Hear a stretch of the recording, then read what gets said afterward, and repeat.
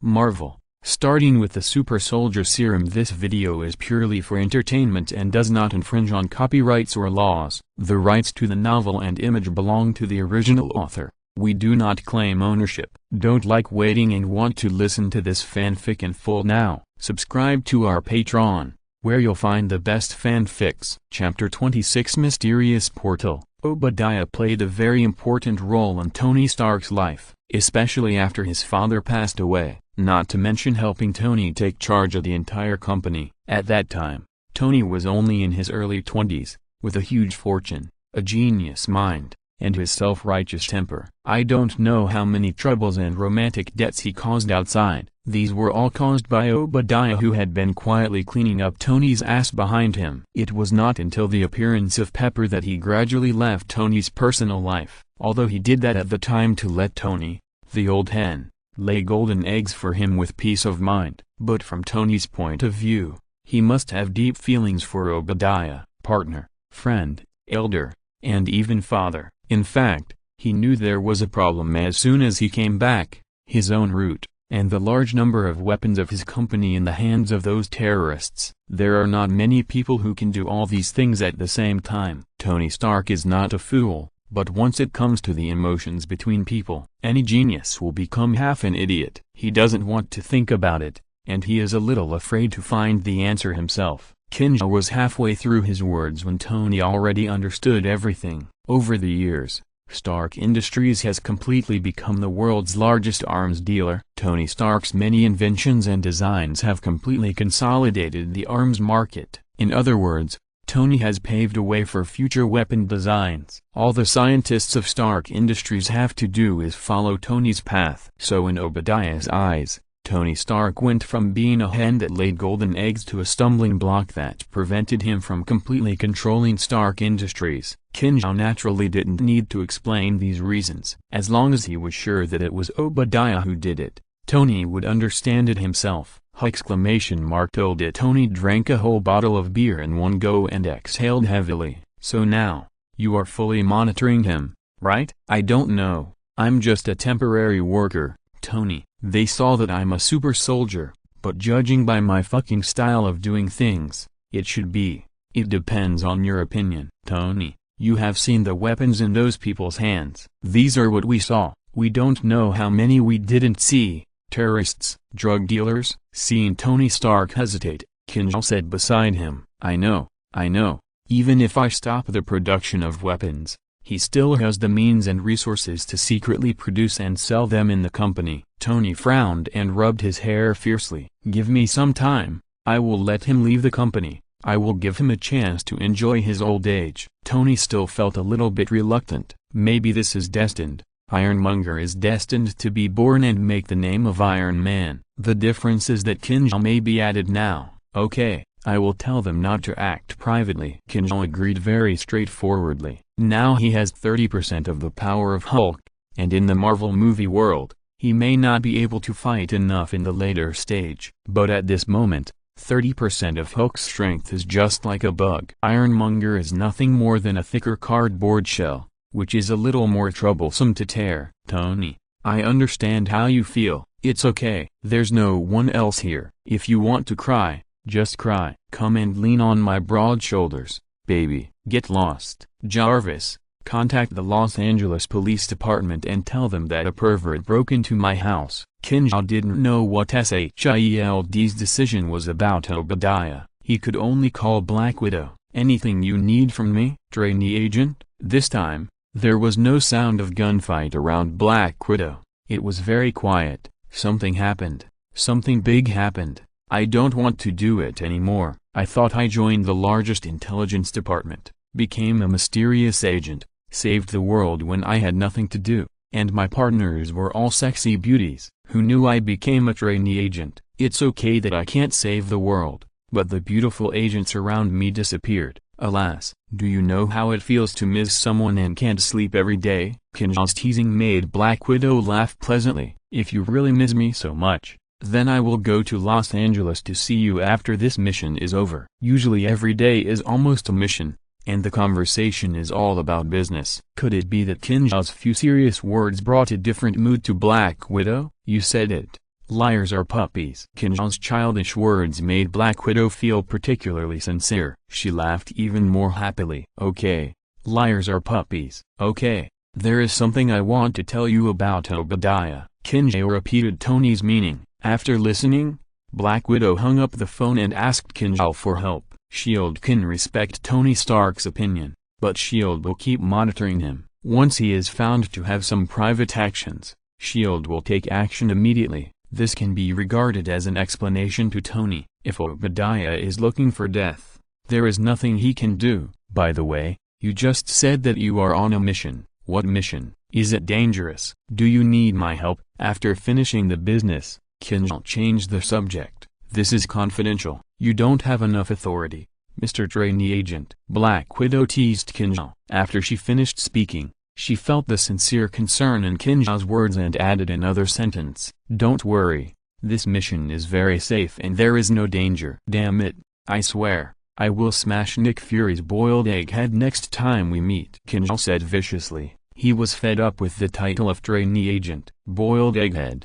Ha ha ha. Your nickname is very appropriate. Nick will be pissed to death if he knows you. Okay, I won't talk to you anymore. I have to go to work. Wait for me in Los Angeles. Trainee Agent. Black Widow also teased Qin Xiao for a rare time. After hanging up the phone, Black Widow stared at the phone in front of her in a daze. Qin Xiao was different from the people around her. The way he spoke and his concern were just like some ordinary young people. This was exactly what Black Widow lacked and longed for. This feeling was very warm. I won't really fall in love with this guy, Black Widow muttered, and then immediately dispelled the idea. With a bitter smile, she thought that she would never have the chance to experience that kind of ordinary happiness in her life. Throwing the phone on the sofa, Qin Xiao looked at the night view outside the window. At this time, a square golden portal suddenly appeared behind Qin Xiao. A woman wearing a black combat uniform with the words TVA printed on it walked out. But just as the woman stepped into Qin Xiao's apartment,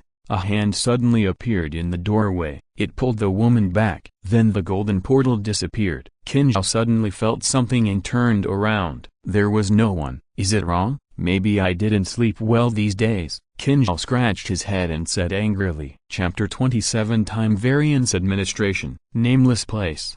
The headquarters of the Time Mutation Administration. The woman who had just appeared strangely behind Qin Xiao was standing in a room similar to a courtroom. In front of her, on a bench similar to a judge's seat, sat a young woman in uniform with blonde hair. I don't understand. Why do you want to stop me from arresting the criminal? That person violated the sacred timeline. And he is not just a time criminal, his appearance even affects the sacred timeline itself. The woman in black accused the blonde woman sitting high in the court. C-18, I fully understand your determination to defend the sacred timeline, but this incident, the great guardian of time is personally paying attention to it, and it is the guardian of time's intention to stop you from arresting that person. The blonde woman said calmly with a blank expression, but he will cause a riot, and the sacred timeline cannot be desecrated. The woman in black was still a little indignant. She was born to protect this, just like the name they gave it,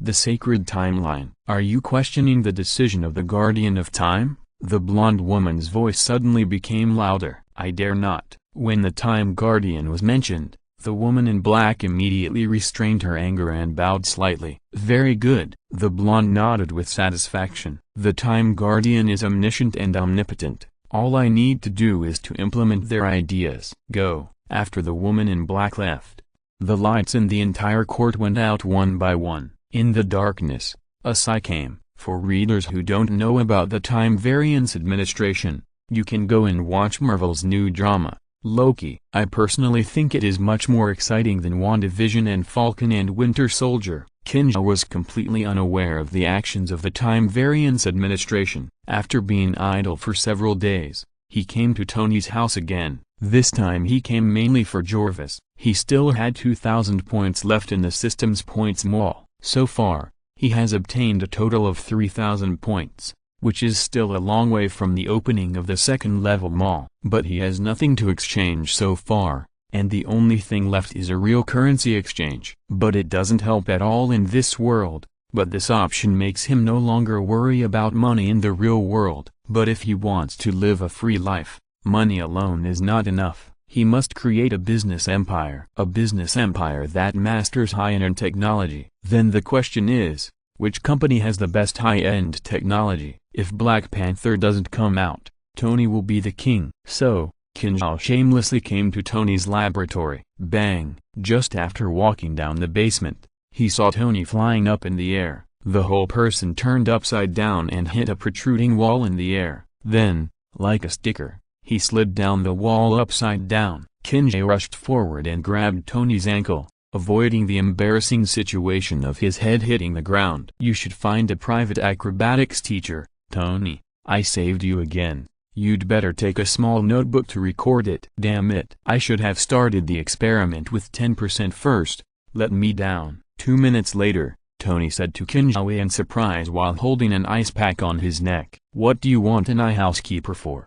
Excuse me, your apartment is not even as big as my garage, and it seems to be rented. I've seen an apartment in downtown Los Angeles and I'm planning to buy it and renovate it. I want to make all the appliances in the house fully automatic, like a smart home. It doesn't need to be as advanced as Jarvis. Do you understand what I mean? Qin Xiao rolled his eyes and said, Tony's words were not very hurtful, but extremely insulting. But you can't refute it. If you compare your wealth with him, it's like challenging someone's pocket money with your entire fortune. Then you should buy the house first, and then give me the architectural drawings. You don't have to worry about anything else. I'll help you set up a private server and install an intelligent program for you. I'll let Pepper bring the company's people to decorate it according to my drawings, but you buy the furniture yourself. Tony, I love you. Don't worry. I'll give you the money. Qin Xiao hugged Tony's shoulders and smiled so meanly. Tony glanced at Qin Xiao very proudly and waved his hand to sweep Qin Xiao's arm away. He said with a look of contempt,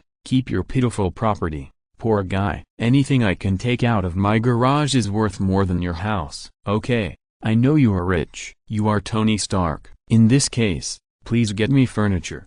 I think I am still short of a car. I see the ones in your garage. Get lost. Jarvis, cancel this guy's authority. I don't want to see him again. The two were joking with each other. A piece of news on the TV that had been on attracted Tony's attention. Yesterday, a town called Camilla experienced a bloodbath by terrorists. This is a group of terrorists who call themselves the Ten Rings Gang. Along with the voices of the reporters on the scene, the TV screen showed the ruins of the town. There were many bodies of civilians lying on the roadside, including women and children. In some of the pictures of the terrorists, the words Stark on their weapons were particularly obvious and glaring. In particular, a bald man who looked like a leader was standing in the ruins and directing the terrorists' atrocities. Is it him? This guy is still alive? Tony and Qin Xiao said almost at the same time. They saw the bald man walk to the cave entrance with their own eyes, and Tony even pressed the detonator with his own hands. Unexpectedly,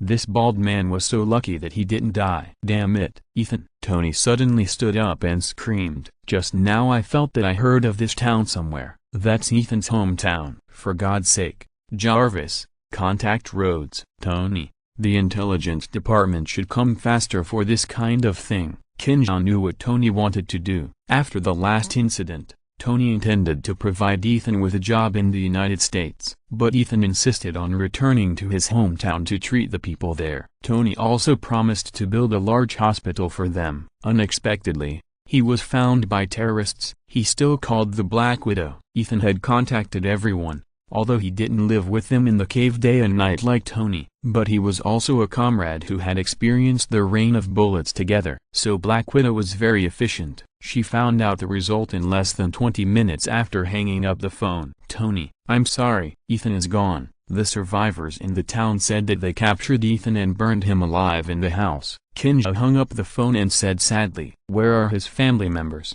Tony stared at the bald man on the TV. They are all in that house. No one escaped. If you're listening to this novel on a channel other than Fanfic World, it means they downloaded and uploaded it without effort. We cordially invite you to visit our channel, Mundo Fanfic Novelist. There you'll find the original version of this story and you can explore many other novels of various genres. We are waiting for you to immerse yourself in a world of incredible novels. Chapter 28 Witness the Birth of Iron Man.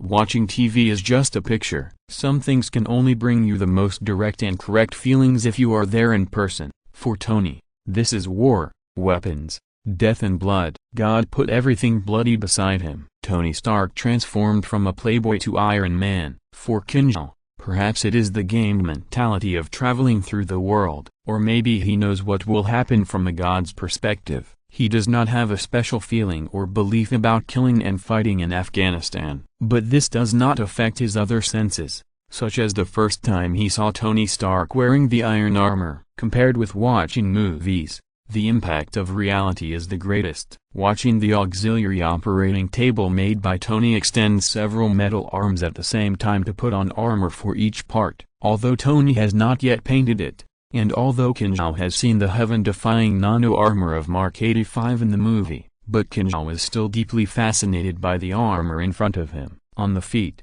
hands, back, joints, there are a large number of cleverly designed parts in each place that are moving separately, revealing the faint energy blue light inside. This is so damn cool. Fuck, this is every man's ultimate dream. Qin Xiao shouted excitedly. That's right, this is a man's toy, and sports cars and guns are so weak in comparison. Don't get excited, man, the ultimate dream is still to come. You will scream for my next operation. Jarvis, start the propulsion device. I want to fly. Sir, that will require trillions of calculations, Jarvis advised very diligently. Jarvis, sometimes you have to learn to run before you start walking. Come on. As Tony's voice fell, the thrusters under the feet of the armor suddenly sprayed out red flames. The armor slowly lifted off the ground and rose about half a meter. After staying in the air for a few seconds, the armor waved its palm, and flames were sprayed out of the four nozzles at the same time. Whoosh! Qin Xiao only felt a silver lightning flash directly in front of his eyes, and flew out of the house along the garage passage, soaring into the sky. Oh, oh, oh! Tony's excited voice came out of the room. Qin, you definitely don't understand what this feels like. Ha ha ha. Woo tilde. Tony laughed arrogantly. Tony, be careful. There is a saying in China that happiness leads to sorrow. Have you heard of it? Qin Xiao said sourly. Haha. You are jealous. You are definitely jealous. I am Tony Stark. Jarvis, what is the flight altitude record of the SR-71 reconnaissance aircraft? Official record, 85,000 feet, sir. Okay, Qin, you witnessed a new flight record today. Tony cheered, and in the night sky of Los Angeles, a ray of fire streaked through the air, then vertically upwards, straight into the sky. Qin Xiao, who was familiar with the plot of the movie, of course knew what would happen next. He pulled over a chair and sat in front of a blue and white antique sports car in the garage with a bottle of drink. Sure enough, less than 2 minutes later, a rumble was heard. Tony, wearing a battle armor, smashed through 2 layers of ceilings from the air, and directly smashed the sports car in front of Qin Xiao. Ah! Qin Xiao heard Tony's resentful sigh from the speakers in the room. Die. Work. Spray him. Tony's housework intelligent mechanical arm robot slowly turned to Tony's side, raising the modified mechanical arm.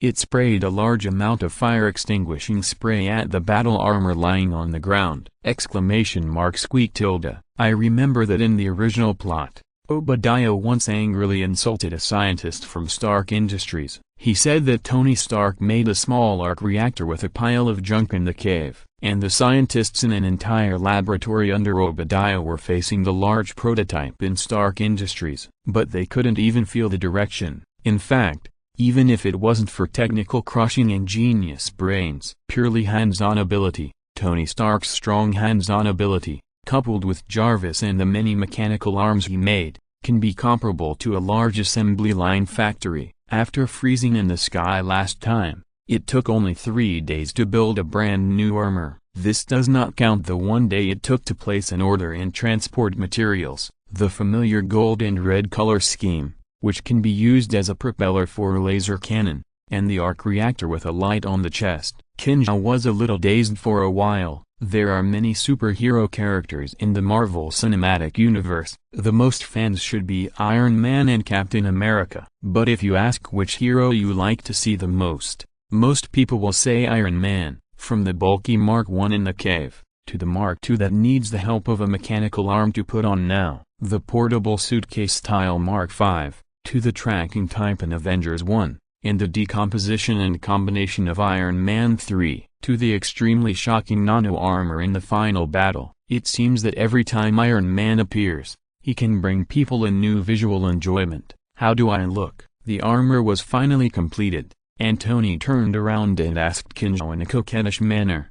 Qin Xiao put on the look of a fashion designer looking at a model, touching his chin with a thoughtful look. He nodded. Pretty good. Congratulations, Tony. You look almost as tall as me now. Qin Xiao stretched out his hand and gestured at the heads of both parties. Tony, what happened in Camilla, including Ethan's death, and the large number of weapons produced by Stark Industries that the terrorists still had in their hands. This made Tony furious. Before dealing with Obadiah, he had to eliminate the terrorists first. This matter must be done by him personally, which is why the armor was built so quickly. But because of Qin Xiao, Tony had to change his idea of fighting alone. Originally, Tony didn't plan to drag Qin Xiao with him. First, he felt that he was enough. Second, he felt that Qin Xiao was no longer his opponent. This thought came to an abrupt end when Qin Xiao directly kneaded his extra armor material into a ball with his bare hands. I remember that super soldiers shouldn't be that powerful. Facing Tony's question, Qin Xiao turned around and said with his hands behind his back, looking up at the sky with the look of a lonely master, I don't know about others, but me, Qin Xiao, that's how powerful I am. Chapter 29 Conversation on the Plane. Facts have proved once again that if you pay a price for being a middle school student, the so-called pretense will only last for 3 seconds. The two decided to go to the Middle East together to eliminate terrorists, but transportation is a big problem. Tony has a private plane, but his plane is too high profile, so this matter must be done quietly. Quinjet. Tony can even build one directly by himself, but time does not allow it. While the terrorists are still looting the town near Camilla, they must hurry up. So Qin Xiao set his sights on SHIELD again. Tony now requires that his armor be kept secret, so the two of them naturally cannot go through normal channels. So, two shadows appeared at the entrance of the Los Angeles branch of SHIELD late at night. This is neither the headquarters nor a secret base with important supplies. And it is also in the United States, so the guards are not strict. Under the powerful intelligent security system, there is not even a night guard. Qin Xiao tiptoed and took out his ID. He confirmed it in a low voice to Tony beside him. Are you sure you can delete the visitor records and surveillance here? This is my work permit. Although I am not afraid of them causing trouble, I don't want to lose my fixed salary. It was not until Tony made an OK gesture that Qin Xiao took the certificate in his hand and gently pressed it against the sensor on the door. Beep. Insufficient authority. Several red lights flashed on the sensor, and an electronic sound rang softly. How is it possible? Qin Xiao tried twice again without giving up, but it still showed insufficient authority. Let me do it. Tony took Qin Xiao's certificate. Trainee agent. Okay, Q-Tricky. Let me try. Beep. Tony sighed, handed the certificate to Qin Xiao and asked, have you been here? No. Qin Xiao shook his head blankly. I still found out the location of this place from Natasha. Congratulations. You found a good job. Tony looked at Qin Xiao with contempt, opened the arm of the armor, and took out a card connected to the line from it and pressed it on. Fortunately, I'm well prepared. Jarvis. Let this mysterious intelligence department that interns can't enter see how powerful we are. The Washington headquarters of S.H.I.E.L.D. may have elementary intelligence that can be comparable to Jarvis, but here in the branch, haha. While Qin Xiao greeted Nick Fury's ancestors, in less than 10 seconds, Jarvis broke the access control, and through the network on the access control, he directly controlled this inconspicuous small building located in the suburbs of Los Angeles. In order to enable the agents to act quickly during the mission, each branch of S.H.I.E.L.D. is equipped with a Quinjet fighter. Tony and Qin Xiao are very lucky today. No one here uses it for missions. They sneaked all the way from the fire escape to the roof. 2 minutes later, a Quinjet fighter soared into the sky and went directly to Tony's home in Malibu Beach. After changing into battle armor, the two flew across the Pacific Ocean towards the Middle East. Did you know?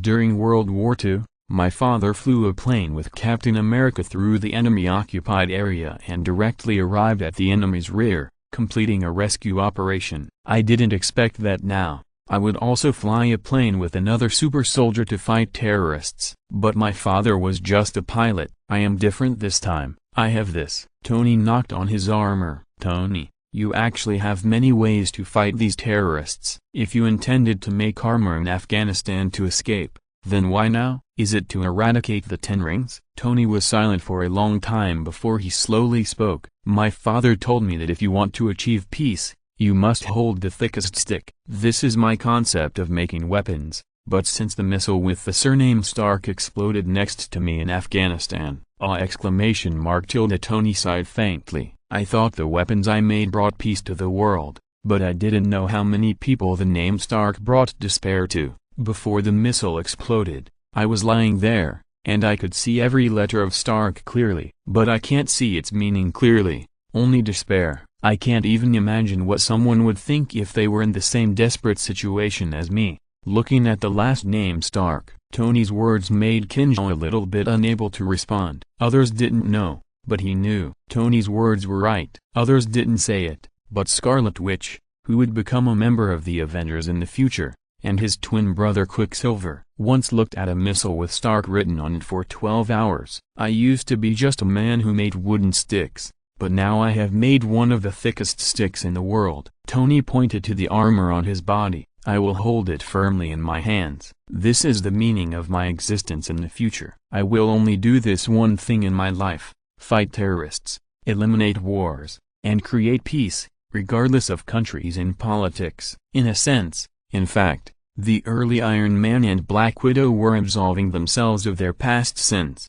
until the later period of the Avengers. This forgiveness will slowly turn into a sense of responsibility, especially after the Battle of New York, when the Avengers took on the responsibility for the security of the world. It began to slowly transform. Tony, do you know why Nick Fury forced me to join the Strategic Homeland Defense Attack and Logistics Support Agency? Damn, curse this name. It's because he has a plan, the Avengers plan, to form a team whose members have extraordinary abilities and stand up when the world needs them. Qin Xiao looked straight at Tony after he finished speaking. Not a bad idea. I don't know Nick Fury, but I know that no matter whether it is the CIA, the KGB or the MI5, no matter what their original intention was, in the end, they all became political tools, more or less. If someone needs to stand up, I will appear there in armor, but I don't want to be a sword in someone else's hand. Agree with the Avengers plan,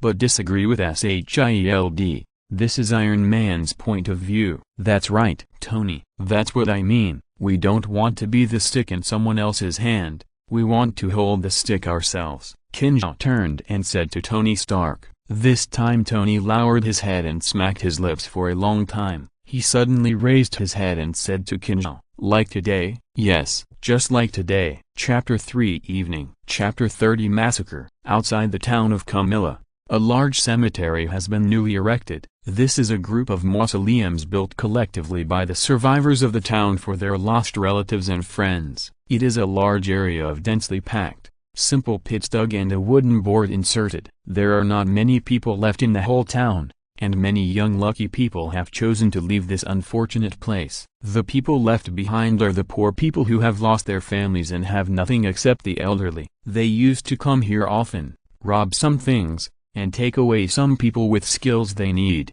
but never like now, a massacre. They said Ethan helped you escape, which is a challenge to their majesty. The speaker was one of the few young people that Qin Xiao and Tony found in the town. Along the way, he led Qin Xiao and Tony to Ethan's tomb. The words in his mouth made Tony even more silent. Why don't you leave? I mean, if you want to leave here, I can help, Tony asked after being silent for a long time. This is my home, sir. My parents and sister are buried here. I want to stay with them. A trace of sadness flashed in the young man's eyes. This is his only home. He has nowhere to go. This is Ethan's grave. He is a good doctor who has helped many of us. We have erected the largest tombstone for him. The young man took Qin Xiao and Tony to a cemetery outside the town. I'm sorry, man. I should have thought of it a long time ago. I should have noticed this place, but I swear to you that those people will never hurt the innocent people around again. As Tony said this, He took out a cheeseburger and put it on the grave next to Ethan. That was his child. Before Ethan came back, he went back to Los Angeles with Tony. The first thing Tony did when he returned to the United States was to eat a cheeseburger. While eating the burger, Ethan said that his child also liked it very much, but it was a pity that he didn't have the opportunity to eat it often in Camilla. This scene touched Qin Xiao a little. Tony Stark looked foul-mouthed and arrogant, but he always silently kept everyone's needs in his heart. The TV series that Happy liked to watch, the parachute that Rod installed on Spider-Man's armor after he was injured, etc. Even when Qin Xiao went to him recently, he noticed that for the decoration of Qin Xiao's new home, he said words of contempt for Qin Xiao on the surface, but secretly changed the code of an intelligent program. He also thoughtfully added a lot of Chinese characters, just to make Qin Xiao use it more comfortable and convenient. Yokota. This is a small town about 50 kilometers away from Camilla. Recently, it has become another place for the Ten Rings terrorists led by the bald head to plunder. Of course, this is also what the young man who led the way told Qin Xiao and Tony. "Sir, can I go with you? Give me a weapon. I want to avenge my family and friends," the young man said to Qin Xiao and Tony before sending them to the plane. "Stay here, take care of the elderly, and turn your hometown back to what it used to be." Qin Xiao patted the young man on the shoulder and left Ethan's hometown with Tony. In the previous news footage, the reporter described the path to Camilla as the road to hell. And now, this title has obviously been given to Yokota. The roads outside the town were littered with the bodies of local people. Most of them were shot in the back, and they should have been used as live targets by the terrorists and shot from behind while escaping. There are not only young people and women here, but also many children in their teens. The worst was a little girl who looked about 5 or 6 years old. The powerful force of the rifle directly tore her thigh apart. She fell to the ground and looked into the distance, her eyes full of horror. The bloody wound on her thigh had begun to turn white. Behind her was a long, winding, irregular blood color. Qin Xiao could even imagine the scene in his mind. Maybe her parents had been shot in the town. Before he died, he told her to run fast, but the terrorist shot her thigh directly from behind. So the little girl crawled on the ground for a long time dragging a stump, and then died of excessive blood loss. I don't know what your belief is, but I think heaven is universal. You will see your parents there, and there will be no more misfortunes. Qin Xiao squatted down and reached out to gently close the little girl's eyes. The little girl closed her eyes forever, but this picture has been engraved in Qin Xiao's mind. It can't be shaken off. In the town, sporadic gunshots came along with cries for help. Qin Xiao and Tony looked at each other. Tony closed his armor mask, and Qin Xiao kicked hard on the ground. Up and down, two figures rushed into the town like lightning.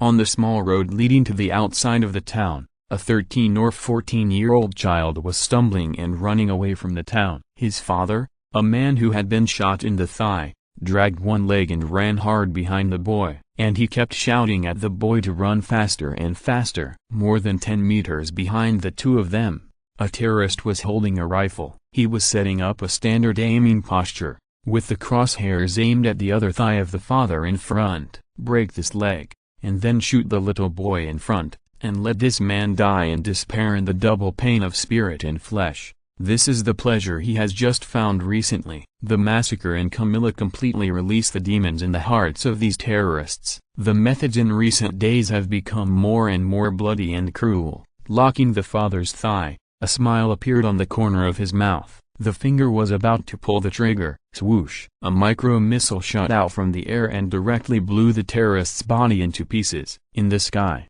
a golden red figure flashed by. At this moment, in the house next to him, another terrorist heard the explosion and came out. He was holding some female accessories such as earrings and bracelets in his hands. He looked at the explosion site on the ground in confusion, and before he could figure out what happened, on the small road made of loess, a figure wrapped in dust rushed in from outside like a dragon. The terrorist didn't even have time to raise his gun. Qin Xiao punched him in the face with all his strength. With a full-strength punch, his entire head exploded like a watermelon hit by a sledgehammer. Brain matter and blood sprayed all over Qin Xiao's face. Chapter 31, Qin Xiao, the Devil. Anyone who knows Marvel movies knows that the Hulk's setting has been weakened countless times compared to the comics, but the fact that the angrier he is, the stronger he is a hidden setting in the movie. It's just that the difference between the maximum and minimum values is not that huge. And the 30% of the Hulk's improved serum given by the system is the maximum value. This is a very scary number. So Qin Xiao used all his strength and hatred to punch a terrorist's head into an exploding watermelon.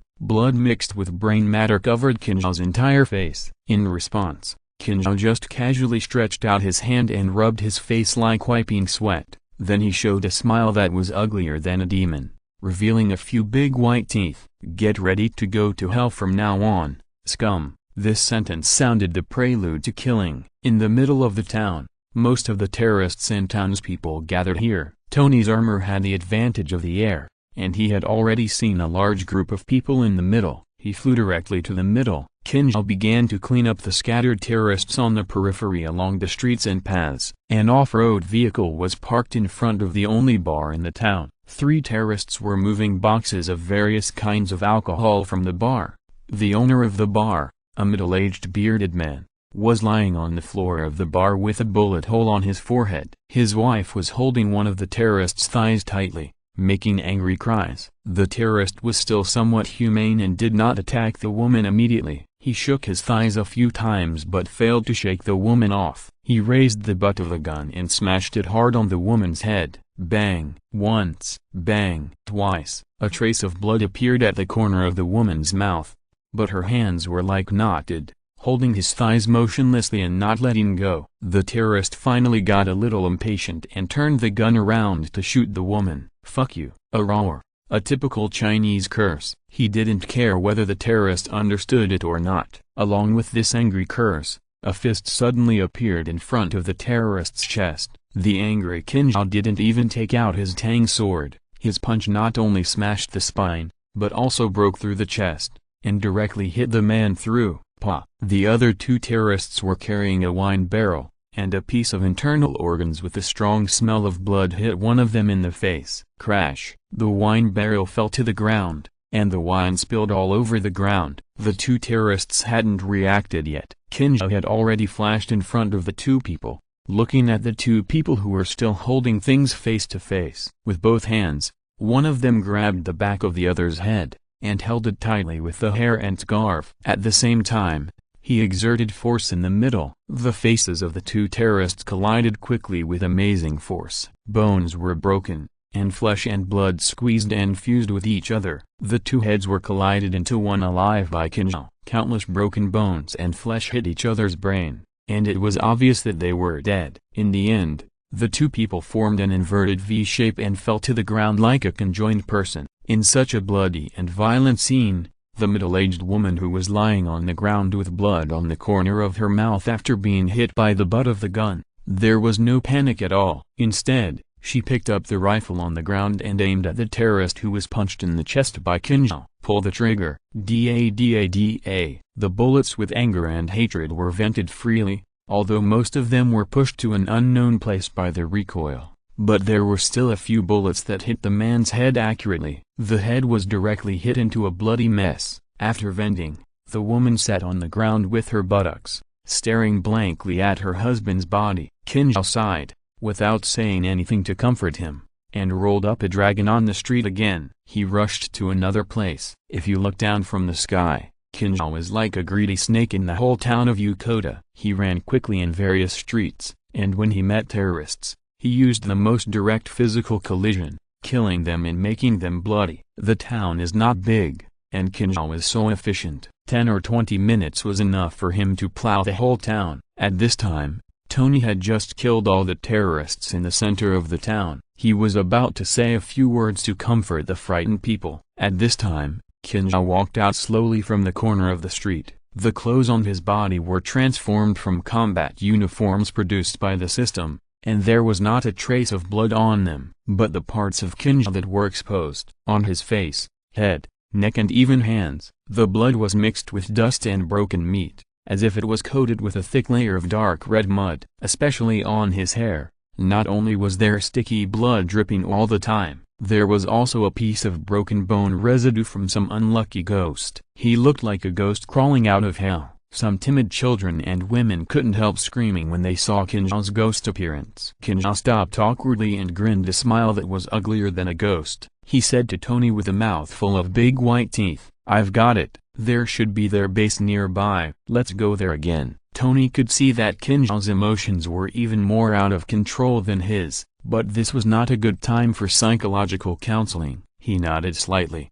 turned around and took the lead to fly out of the town. He had just flown a few hundred meters away. Boom. There was a shelling sound. Some of the remaining terrorists drove a tank from nowhere. It directly knocked Tony out in midair. The shelling of ordinary tanks could not hurt Iron Man's armor at all. Tony sat up and shook his head, preparing to take off and hit the tank with an armor-piercing bullet, but he saw Qin Xiao jump directly onto the tank from hundreds of meters away. He bent down and inserted his hands directly into the connection between the turret and the tank body.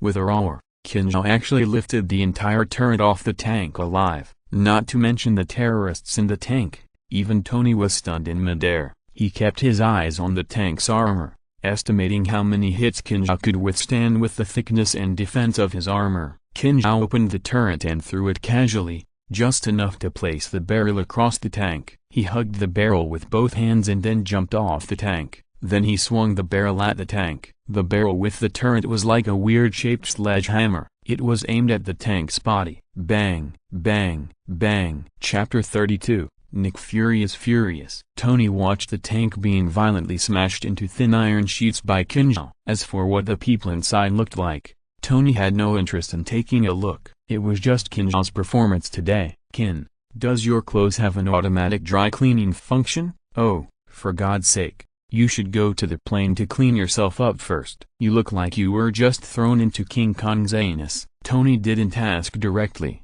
but joked indirectly. The mysterious East always has some mysterious things. Qin Xiao planned to hide the matter of clothes. After all, it would be difficult to hide it for a long time. He directly changed his jeans and t-shirt into a slim casual suit in front of Tony. And, Qin Xiao pointed at himself, "This is a man's battle. Better than you hiding in a metal condom." Qin Xiao patted Tony's shoulder playfully and said, "Your clothes are like a condom that can change." Qin Xiao was still able to joke, and Tony felt relieved. He lowered his head and muttered. Then he jumped up as if he was on fire. "Oh, damn. Why did you pat my shoulder? Who knows what you have in your hand? Jarvis, go back and remind me to disinfect the armor in all directions." "Okay, sir." The bald man of the Ten Rings gang was swept by Tony Stark and Qin Xiao again at the base nearby. All the weapons personnel were destroyed again. The bald man in a camp far away in the desert was almost angry to death by this news. It was all because of Obadiah. God knows how much trouble Tony Stark has brought to himself. Although Tony was wearing armor,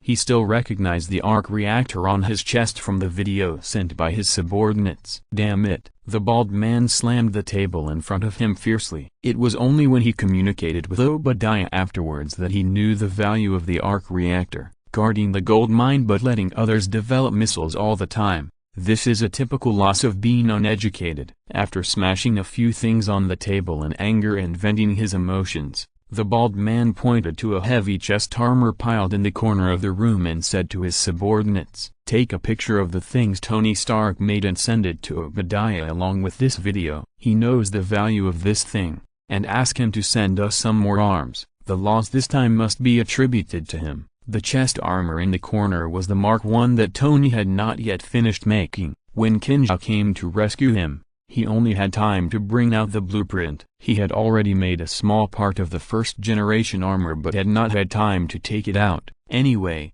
Tony thought that these terrorists might not be able to figure out what was going on, and it was not a complete product, and there was no blueprint, but he could not have imagined that this thing would fall into Obadiah's hands. The various forces in the Middle East are complicated, and even SHIELD's intelligence capabilities here will be greatly reduced. Under normal circumstances, what Tony and Qin Xiao did here would sooner or later be discovered by Nick Fury, but you have to know that SHIELD now has people to monitor Obadiah comprehensively. So, when Obadiah received the video sent by the Ten Rings, Nick Fury also saw this video. He could recognize Qin Xiao, but was the other one a robot? Nick Fury was shocked by Tony's armor and Qin Xiao's fighting power, but he soon came to his senses. The reactor on his chest was so iconic. This is Tony Stark. Should I say he is a genius in developing weapons? This allows the small arc reactor to play the greatest war value. It's a genius idea. Nick Fury subconsciously wanted to call Coulson and ask him to contact Tony Stark, but after thinking about it, he called Qin Xiao. "Oh, my dear director, my boss, you finally remembered that there is a trainee agent like me." Qin Xiao and Tony were still on the plane back at this moment. Nick Fury directly ignored Qin Xiao's deliberate emphasis on internship. He said more sarcastically, "I almost forgot. I should have given you a place as an 8th level agent. After all, you can face terrorists directly in the Middle East. Oh, you seem to have blown up a tank. You are such an excellent guy. I should have let you join the action team." "Then do you want to come back and report to your boss about the Middle East and the Iron Man next to you? I guess he is your good friend Tony Stark, right?" The last sentence is the key point. Qin Xiao chuckled. "Boss, are you dreaming? What Middle East? What Iron Man? A new movie?" Qin Xiao still said frivolously, "Damn it, don't play dumb with me. You are my agent. The extra US dollars in your bank account every month are because of my signature. Do you understand?" Nick Fury crushed the pen in his hand in anger. "Of course I know I am your agent, a trainee agent, and my work permit can't even get into the branch office." Qin Xiao rolled his eyes and ignored Nick Fury's anger. Wow. Qin Xiao had just finished speaking when Tony flicked his finger on his forehead. "What are you doing?" Qin Xiao made a silent mouth shape. Tony looked at Qin Xiao as if he was an idiot, and made a gesture of swiping a card with his work ID to open the door. He pointed at the instrument of the plane again. Qin Xiao instantly understood what he meant. That thing couldn't be said, and the plane was stolen. "What are you doing?" Hearing Qin Xiao's unexpected cry, Nick Fury asked, "I'm sailing with Tony. You know, there are many young and cute girls on the ship. Just now, a hot blonde girl suddenly kissed me. Damn, is it my fault that I'm handsome, my dear boss? In this case, is it self-defense if I just shoot directly?" Tony heard Nick Fury's angry cry clearly at the side. "Stop making up stories for me. I want you to come to Washington to see me right away. And you just mentioned your work permit. Damn bastard, I know why a plane was stolen for no reason. A Quinjet fighter, in the Middle East. I know. Come to Washington to see me right away. Right away." Facing Nick Fury's roar, Qin Xiao directly turned on the speaker of his mobile phone, looked at his left hand, and found a finger with longer nails. He aimed at the microphone of the mobile phone and began to scratch it gently. What did you say?" "Oh, this damn signal. For God's sake, I'm on the phone with my boss. Hello? Hello?" Qin Xiao said as he hung up the phone. Bang! Nick Fury smashed the phone to pieces on the table. Chapter 33. Coulson is sad. There are not many people who can block the tracking of S.H.I.E.L.D., but Tony Stark is definitely one of them, especially when the plane is stolen. The two sneaked all the way back to Tony's mansion. Qin Xiao just experienced the smart luxury bathtub at Tony's house. Coulson stood at the door of Tony's house with a touching hairline and an honest face. "Sir, the intelligence agency agent with a long and stinky name is visiting." Jarvis imitated Tony's tone and made a joke. Coulson didn't look angry. He greeted the two with a smile, and then opened a video on his mobile phone and put it in front of the two. It was a video clip of the two showing their power in the Middle East. "Do you have anything to say?" Coulson looked at the two with a serious face. "You should go to the cinema to watch movies. The pirated picture quality is too disgusting. You can try my private viewing room. You will fall in love with that place. By the way, what is the name of this movie?" Tony's answer was even more serious. Coulson sighed helplessly. "Don't you think the thing on the Tin Man's chest is very similar to your chest?" "Are you kidding? This is the arc reactor, and that thing has an LED light on its chest." Seeing Tony's reaction, Coulson had to turn his head and aim at Qin Xiao. He pointed at Qin Xiao, who was swinging the barrel of a tank to smash the car body in the picture. "Qin, do you have anything to say? This guy is so ugly. Is he your friend?" "He is so disgusting. Is that shit on his face?" As soon as Qin Xiao opened his mouth, Coulson almost reached out and pulled his hair out of anger. Obviously, Qin Xiao's shamelessness was definitely beyond Coulson's imagination. Even Tony next to him almost couldn't help laughing out loud. Oh, Coulson sighed deeply again. He finally knew why Nick Fury even smashed his cell phone. He took several deep breaths in a row and calmed himself down. Coulson said with a serious face, "This video was sent to Obadiah from the Middle East. We intercepted this video. I came here to tell Stark that I will give you a week to deal with your company's affairs. After a week, my people will take action." Seeing Tony finally nodded seriously, Coulson stood up and turned to leave. If he stayed any longer, he was afraid that all the hair on his head would fall out. By the way, Coulson, who was at the door, suddenly came back. "Our branch lost a Quinjet fighter. Qin, you are our agent. Do you have any news?" Qin Xiao smiled mysteriously. "I'm just a trainee agent, but what about finding something? Let me show you one of the greatest metaphysics in China, fortune-telling. You can understand it as divination." Qin Xiao stretched out his right hand, and his four fingers quickly tapped his thumb in turn. He even kept muttering, "Rat, ox, tiger, rabbit, dragon, you little slob, you're really slob. Fahai, you don't know love. Taishan Leo Jun, hurry up and obey the order." "Hey," Qin Xiao smiled. Even though Coulson and Tony knew that this guy was just talking nonsense, they were still impressed by this weird performance. Tony was even more cooperative and asked with expectation, "How is it? Did the divination succeed? Where is the plane?" "It's not that easy." Qin Xiao rolled his eyes. "There's only one step left. Qian Kun Dui Li Zeng Zhen. The 8 trigrams are spread in all directions, and the broken shoes find the direction. Go." Qin Xiao shouted, stretched out his hand to take off his shoes and threw them into the air. "Okay, send someone to follow the direction of the shoes. It should be near the beach, not far away." Coulson held his forehead with his hand, looking hopeless. "Thank you so much, Agent Qin Xiao. I will report this matter to remember your contribution after we found the plane." "It doesn't matter." Qin Xiao waved his hand carelessly. "Just give me a little bonus next month. Not too much, just 5% of the price of the plane." Coulson coughed, and felt the blood rushing up in his chest. Without saying anything, he turned around and left. "Don't leave. We can discuss it. 3% is fine. If it doesn't work, 1% is fine. Just a token of appreciation." "Hey," Coulson, who was far away, heard Qin Xiao's words from behind, tripped, and almost fell to the ground. "How stingy." Qin Xiao was still muttering behind him. Qin Xiao reached a certain consensus with Tony on the plane, set up a separate organization outside all the official departments. However, this matter needs to be carried out slowly. First, there are only 2 people now, so there is no need. Second, for Tony, the biggest thing now should be Obadiah's matter. The next morning, Tony rarely went directly to the company. He didn't meet anyone, but went straight to his office, poured 2 glasses of wine and waited quietly. He knew that as soon as he came to the company, Obadiah would definitely show up. Sure enough, before even 10 minutes had passed, Obadiah had already appeared at the door of the office. "Oh, look who this is." Our Tony Stark finally remembered that he had a company. "What have you been busy with recently?" "My chairman." Obadiah went straight to Tony and sat down. Seeing the 2 glasses of wine that Tony had already poured,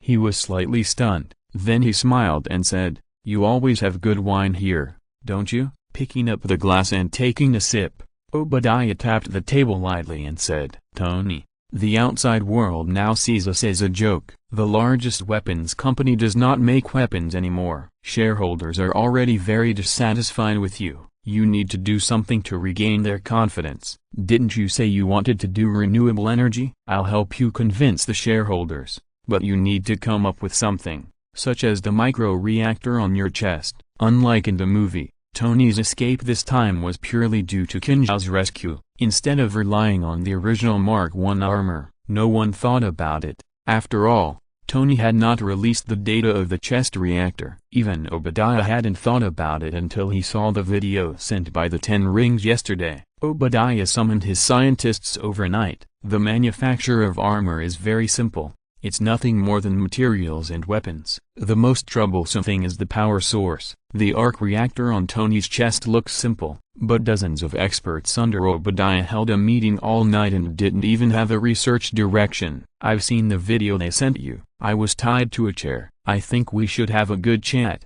dear Uncle Obadiah. Tony looked up and spoke slowly. For a new book, the data before 100,000 words is very important. Readers who like it, please move your little fingers, add it to your bookshelf, give it a 5-star rating, and it would be even better if you could click on the reminder and watch the video. Love you. Chapter 34 Obadiah's Retreat to Advance. As Tony spoke, he opened his phone and played the video. Seeing that Tony Stark already knew everything he had done, Obadiah's eyes suddenly became sharp, no longer the warm eyes that contained appreciation and doting for the younger generation. Since you know everything, what do you want to do? Humiliate me? Take away everything I have? Or find someone to arrest me? Huh. Tony stared at Obadiah's strange eyes without blinking. He exhaled heavily. The whole world says I'm a genius, but it took me decades to really see what you look like today. How come you always wear that kind mask to me for decades? This is what I deserve.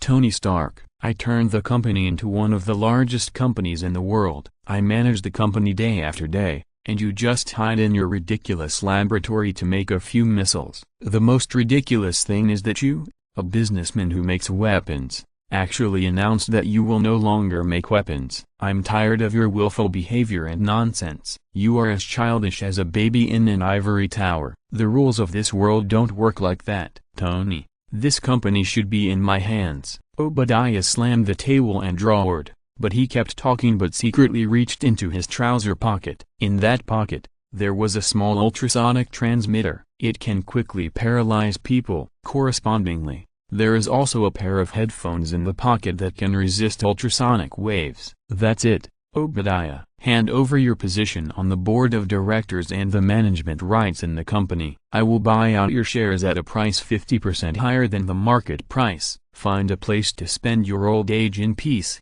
Obadiah. Otherwise the next person who comes to you will be carrying a pistol and handcuffs. You have 5 days. This is my last respect for you, Uncle Obadiah. Facing the slightly hysterical Obadiah, Tony didn't want to say anything more. He left coldly after saying one sentence and turned away. But Tony's last sentence made Obadiah's hand in his trouser pocket slowly loosen. 5 days is enough for him to complete a set of armor. As for energy, doesn't Tony Stark have one on his chest? Obadiah seemed to have aged 10 years overnight, but he was very cooperative with the people Tony sent out. The company's business, piles of information and documents, all of them were carefully and in great detail to explain the specific details to people. That feeling really seemed like handing over the child he raised to someone else. He patiently explained to the child what to avoid eating, what he likes, etc. This was a normal emotional expression for Obadiah, who had worked in this company for half his life. This performance even made Tony Stark lower his guard. Facing the report of his team, Tony just said lightly, "Let him do it. Slow down a little. Just make sure he signs everything in 5 days." In this way, Obadiah pretended to cooperate with the handover of management rights in the company every day, and talked about the history of the company and the purpose of each project. Tony's people pressed on the documents in the office. However, he did not relax his control over the factory and laboratory in private. In the area named District 16 by him, a steel behemoth is gradually taking shape. In Marbury's mansion, Tony sat on the sofa and called Pepper. All the documents have been prepared. As long as Obadiah formally resigns at tomorrow's board meeting and signs the equity transfer agreement, it will be done. Okay, please attend tomorrow's board meeting for me. I'll have Happy pick you up tomorrow morning. Tony didn't want to go to the company to face Obadiah's departure. Okay, but you don't have to pick me up. I'll stay at the company today. You don't know how busy I am lately and I don't even have time to sleep. You should give me a raise, boss. Pepper understood Tony's thoughts very well, agreed to his request, and even made a joke with Tony. After hanging up the phone, Tony seemed a little disappointed. "Sir, Mr. Obadiah Stanley is at the door. He wants to meet you." Under Qin Xiao's strong suggestion and the impact of the massacre by Middle Eastern terrorists, Tony closed Obadiah's access to his home. So Obadiah, who had always been able to enter Tony's mansion directly, was standing at the door at this moment and began to pass on the message to Jarvis. Tony picked up a remote control on the table and pressed a button. The image of Obadiah standing at the door was transmitted in. Tony, open the door. I'm leaving tomorrow. I bought an island in the Indian Ocean. Don't you even give me a chance to say goodbye? Obadiah was no longer as high-spirited as before. His usual burly figure now looked a little bleak. His eyes were full of sincerity when he spoke. Tony rubbed his face hesitantly. Jarvis, let him in. Tony finally couldn't bear to refuse Obadiah, who was standing at the door. Tony, I'm sorry. I've thought about it carefully these days. I came here today just to say sorry to you and say goodbye. Obadiah walked slowly inside. How is the scenery of that island? Tony didn't get up, still sitting on the sofa, and said slowly, it's heaven there. To be honest, I should have done this a long time ago. Some things, you won't feel relaxed until you let them go, and you won't know what you need most in life. Sunshine, good wine, cigars, fishing, and the indispensable girls, aren't they? Obadiah looked like he had seen through everything and finally let it go. Congratulations, Obadiah. Tony was really happy for him from the bottom of his heart. He looked up and said sincerely, but just when he looked up, he found that something was wrong with Obadiah. He had an earphone in both ears. Damn! Tony just burst out this idea in his mind. A piercing sound came from Obadiah's body. Almost in an instant, Tony's veins were exposed, and the whole person fell into a state of paralysis, unable to move. The ultrasonic transmitter can make people fall into a state of paralysis instantly. This is his own invention. Later, the government stepped in to terminate this project. Unexpectedly, Obadiah still had one in his hand. You really need to congratulate me, because I'm about to become one of the most powerful people in the world. Obadiah changed his previous decadence and showed his fierce side. If you're listening to this novel on a channel other than Fanfic World, it means they downloaded and uploaded it without effort. We cordially invite you to visit our channel, Mundo Fanfic Novelist. There you'll find the original version of this story and you can explore many other novels of various genres. We're waiting for you to immerse yourself in a world of incredible novels. Chapter 35, Iron Man vs. Ironmonger. I have to thank those greedy terrorists. They didn't listen to me and killed you directly. I thought you, a goose that only lays golden eggs, were no longer valuable. I didn't expect you to give me a surprise. Tony, you laid the biggest golden egg in your life. As Obadiah spoke, he took out a magnetic absorber as big as the reactor on Tony's chest. You are indeed a genius, Tony. This thing will change the whole world. Obadiah pressed the button hard, and the arc reactor was slowly pulled up. It's so beautiful. It's simply a work of art, a perfect work of art. Do you know, for this work of art, I specially built a battle armor that is more powerful than your new toy. Obadiah admired the reactor in his hand. He gave Tony a contemptuous look. You haven't grown at all since you were 21 years old. You actually really believe that I will hand over the company to you? Obadiah waved his hand and slapped Tony. Want to buy my shares at a price 50% higher than the market price? Drive me out of my kingdom? Enjoy the last few minutes of your life. Tony, you won't feel lonely. Pepper will come down to accompany you soon. She is such a good woman, isn't she? Obadiah laughed and left. Tony collapsed on the sofa, stiffening his neck to move, but he couldn't even speak. The clock on the wall ticked 193 times, and Tony breathed a sigh of relief. Jarvis, call Qin and ask him to rush to Stark Industries immediately. Pepper is in danger. After instructing Jarvis, Tony staggered towards the basement. While holding his mobile phone, he quickly dialed Pepper's number, but for some reason, no one answered Pepper's phone. He rolled down the long stairs. He finally reached his workbench, but he couldn't reach the first-generation micro-arc reactor that Pepper had repackaged.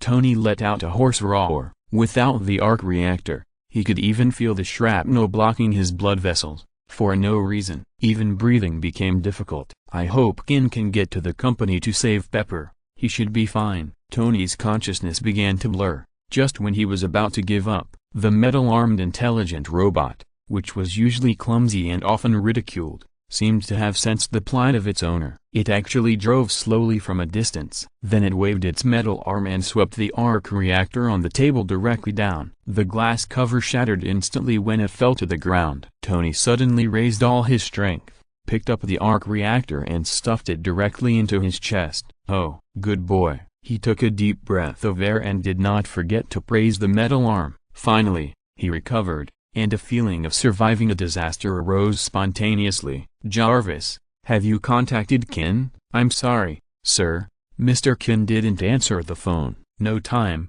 Pepper." The importance of Pepper to Tony is self-evident. Tony, who has recovered, quickly put on the armor and asked Jarvis to call Pepper non-stop. Fortunately, just as he was flying towards the company, Pepper answered the call. "Tony?" Pepper had just finished her work and noticed that the phone on the sofa that was turned to silent was full of missed calls from Tony Stark. "Pepper, thank God, you finally called back. If you are still in the company, leave now. Obadiah stole my reactor and he secretly built a battle armor." "Oh, God, are you okay?" "Tony, I mean what would you do without the reactor?" Like Tony, Pepper was also more concerned about the other party's safety at the first time. "I'm fine. Thanks to the Stark heart you sent me, I'm fine. I'll rush to the company right now." "You leave right now." "Right now." "Oh, okay." Pepper knew that Tony was safe and sound, and immediately stood up and ran towards the elevator. It was just a pity that Pepper had just run to the door of the company. The asphalt and cement blocks on the ground surged. A 3-meter-tall steel giant broke through the ground and drilled out of the secret research base underground. "Oh my God!" Pepper took a few steps back and looked at Ironmonger in surprise. "Pepper, it's great that you are here. I'll take you to meet Tony now." Obadiah manipulated Ironmonger to raise his steel right arm. If Qin Xiao was here now, he would definitely sigh at the magic of fate, because even if his arrival changed a lot of things, even the birth of the steel armor was 2 months earlier than before. But some plots are still the same as what happened in the original movie. It's as if it was set in advance. It's the same at this moment. Just when Pepper was about to be beaten into a sieve by the Gatling gun on Ironmonger's right arm, Tony drove the armor down from the sky. Whoosh! The power acceleration directly hit Ironmonger's head, and broke through the wall with Ironmonger. They rolled out to the busy street outside. 2 steel figures, one big and one small, directly broke through the compartment of a large van on the road. They both rolled to the middle of the road. The sudden appearance of the behemoth directly blocked a lane. The nearby vehicles turned sharply and changed lanes. The sudden change. I don't know how many vehicles around collided with each other. Some vehicles behind didn't know what happened in front, and honked their horns frantically. Another car changed lanes quickly and avoided Ironmonger and Iron Man who were blocking the road. But the car behind was not so lucky. It was driving at high speed, and the car in front suddenly turned. After turning, the driver saw that there was a huge steel giant in front of him. In panic, he subconsciously stepped on the brakes. It stopped in front of Ironmonger just before the collision. He didn't have time to breathe a sigh of relief. Obadiah controlled Ironmonger to crawl up from the ground. He looked at the station wagon in front of him and picked up the vehicle. Amid the screams of the driver in the car, he raised the car high as a weapon. "Concentrate all your energy on your chest." Tony glanced at the people in the car and said quickly. The reactor on his chest suddenly lit up. A laser cannon thicker than the palm of his hand shot out fiercely. It directly knocked Ironmonger over several times. Then Tony stretched out his hands. Mark II steadily caught the vehicle that was about to fall to the ground. Chapter 36 Qin Xiao appears. Just after putting the car on the ground and letting him drive away to escape, Obadiah picked up another fast-moving motorcycle. He didn't care whether the unlucky rider on the motorcycle would fall to his death. The motorcycle hit Tony and directly knocked over a bus in the next lane. Without waiting for Tony to get up from the ground,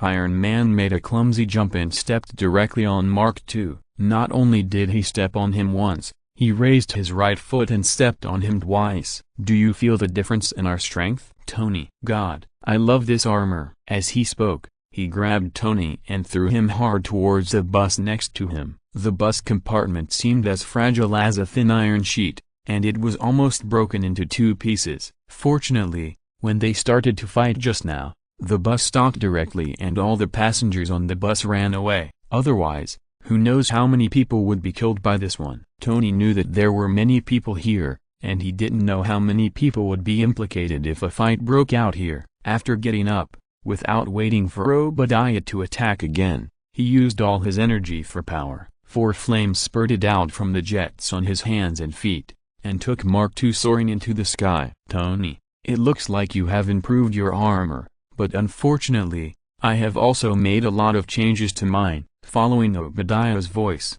2 flames with billowing smoke spurted out from under Ironmonger's feet, pushing Ironmonger to slowly take off into the air. Originally, in terms of speed, Ironmonger was definitely not a match for Mark II, but Ironmonger's reactor was new, and Tony's was not only old, but also had little energy left. As the 2 signs rose higher and higher in the air, Mark II was slowly caught up by Ironmonger. Energy less than 12%. Energy less than 9%. Jarvis' voice rang in Tony's ears one after another. Don't talk, just show it on the screen. Tony continued to fly towards the sky while speaking loudly to Jarvis. He was concentrating on the height issue, calculating whether he could make Ironmonger freeze and fall back to the ground. He could still return safely. Bang! A metal collision sounded. Tony felt his ascent slow down. It turned out that Ironmonger had caught up with him and grabbed the ankle of the armor. Damn it, Tony complained, and Ironmonger pulled him into his arms. 2 huge palms directly pinched the neck of Tony's armor. It was like an adult pinching a baby. But the good news was that ice had begun to form on Ironmonger's body, and the height of both sides was still rising. See,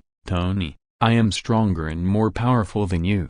This is the maximum utilization of the arc reactor. Oh, then how did you solve the problem of ice? The last extreme height was raised by Ironmonger holding the Mark II. The energy saved was enough for Tony to barely return to the ground. So Tony was particularly relaxed when he asked this question. What ice problem? Obadiah's brain had not yet reacted to why he was talking about ice problems. Ironmonger, who was already covered with frost, could no longer hold on. Even the reactor on his chest slowly went out. You should check it carefully. Tony gently knocked Ironmonger's head. Ironmonger, who had lost power, had already loosened his hands powerlessly. He fell rapidly towards the ground. Tony breathed a sigh of relief. The energy he had now was not enough for him to fly back to the ground normally. He could only fall freely while using the jet to spray flames from time to time to slow down his landing speed. He stumbled all the way and finally broke the guardrail on the roof. He fell safely on the roof of the Stark Industrial Building. He rolled all over the ground, and even the armor on his left hand didn't know where it rolled to. Only then did it stop completely. Thank God, Tony muttered, and immediately contacted Pepper. Pepper, are you okay? Tony, I'm fine. How are you? Pepper just watched Ironmonger and Tony take off one after another. The huge difference in size between the 2 armors made her extremely worried about Tony's safety. I'm fine. I just ran out of power. I have to take off my armor first. Oh! Before she finished speaking, Ironmonger had already climbed onto the rooftop from behind her and punched Tony away. Unfortunately, he didn't fall to death as Tony wished. Just like the first time he was frozen, he recovered in midair and flew over again. Tony stabilized his body in the air and subconsciously raised his left hand to fire the laser cannon. After he stretched out his hand, he realized that the armor in his left hand had rolled away. In a hurry, he had to use the little energy left to jump to the height of Ironmonger's head. He punched Ironmonger's head hard. Bang! But that was all. Without enough energy to support it, the punches and kicks of the Mark II armor were a joke in front of Ironmonger's heavy armor. She stretched out her hands again, this time pinching the waist of Tony's armor. He was ready to crush Tony and his armor. Tony could become Iron Man not only because of the armor. In such a hurry, he did not forget to use his right hand to directly tear off some of the external connection lines of Ironmonger. This is one of the shortcomings of Ironmonger. The whole body of the armor is made of extremely thick pure alloy metal. While giving it a strong defense, it also limits his weapon system to only use peripherals. Unlike in the movie, Tony did not have time to damage Ironmonger's sensor system. Obadiah, who reacted, pinched his neck and threw him away. At this moment, he was completely out of energy. Tony lay on the ground panting, and Ironmonger still jumped heavily and came directly in front of Tony. "It's over, Tony." Bullets could not penetrate Tony's armor shell, so Obadiah chose to use his fist directly. The huge metal fist punched out. Bang! A small fist of normal human size appeared. It steadily caught Ironmonger's punch. After the dull sound of the collision of two huge and unparalleled forces brought about a shock wave. It spread out in the surroundings. "I think you should buy the furniture for my new house together. What do you think, Tony?" Qin Xiao casually retracted his fist, turned his head and said to Tony on the ground with a smile. Chapter 37, Cutting into Human Sticks. The last video shot by the Ten Rings was taken by a terrorist hiding in a residential building. It was taken after the battle was almost over. It mainly captured Tony's iron armor. As for Qin Xiao, it was only in the last 2 or 3 seconds that he was able to see the scene of him smashing the tank. Unfortunately, Obadiah had almost finished watching the video, and the camera turned around, so he didn't even look down. So Qin Xiao's punch almost made Obadiah and Ironmonger drop his jaw. "This is impossible." Obadiah got the arc reactor as he wished, and activated his own invincible Ironmonger. He also defeated Tony Stark's armor, and it was when he felt that he was invincible. Unexpectedly, someone blocked him with a punch, and it was a person who looked so thin. "This is impossible." Obadiah doubted the authenticity of the punch just now. The energy of the arc reactor on his chest was fully output, and he punched Qin Xiao with full power. Judging from the area alone, this punch could almost hit half of Qin Xiao's body. "Come on, bastard!" Qin Xiao shouted. He also punched out from the spot. Tony, who was lying on the side, widened his eyes. He knew how powerful Iron Overlord was. He didn't expect that Qin Xiao could still take this punch, which was obviously more than twice as powerful as the previous one. Obviously, Tony didn't know Qin Xiao well enough. He obviously underestimated the extent of Qin Xiao's shamelessness. Qin Xiao's punch seemed to be a full-strength punch, but when the two fists were about to intersect, they obviously went to the side. Qin Xiao turned around and avoided the range of Iron Overlord's fist. Bang! Iron Overlord's punch hit the rooftop directly, making a hole. Looking at Qin Xiao again, there was a sinister smile on his face. I don't know when a knife handle appeared in his hand. With a flick of his finger and a flick of his wrist, a black tang sword with a cold blade was already in his hand. Holding the knife with both hands, he swung it down fiercely. The knife flashed. The tang sword, which was not even as thick as a palm, cut the right arm of Iron Overlord's armor at the elbow. Fuck. Obadiah didn't know what words to use to describe the shock in his heart. Qin Xiao was not a fool. The first punch was to save Tony. It seemed that he and Iron Overlord were evenly matched. But after the punch, Qin Xiao's right hand was obviously a little numb, although it was nothing with his recovery ability. Facing the second punch, which was obviously more than twice as powerful as the first punch, only a fool would fight him. Iron Overlord's entire body weapon system was destroyed by Tony, leaving only the Gatling gun on his right arm that could still fire. Now the whole forearm was cut off by Qin Xiao's sword. Idiot. Qin Xiao uttered a classic Chinese adjective. Although the Gatling gun was not a threat to Qin Xiao, he had a weapon but didn't use it. What else could he be but a fool? Tony, watch how I cut this guy into a stick. He turned around and said something nonsense to Tony, but he found that huge flames began to emerge from Ironmonger's feet, accompanied by billowing smoke. The weapon system was destroyed. One arm was directly cut off by a knife, and he directly used his flesh and blood to fight the steel giant Ironmonger. All this was a bit beyond Obadiah's understanding. So while he was talking to Tony, Obadiah started flying and prepared to escape. It was just a pity that the bulky Ironmonger's initial acceleration was too slow. A huge flame spurted out, and the whole body slowly rose from the ground. Qin Xiao looked back and laughed. Yo, you left without saying hello. Look at your jet. You are also a battle armor. Why is yours so unenvironmentally friendly?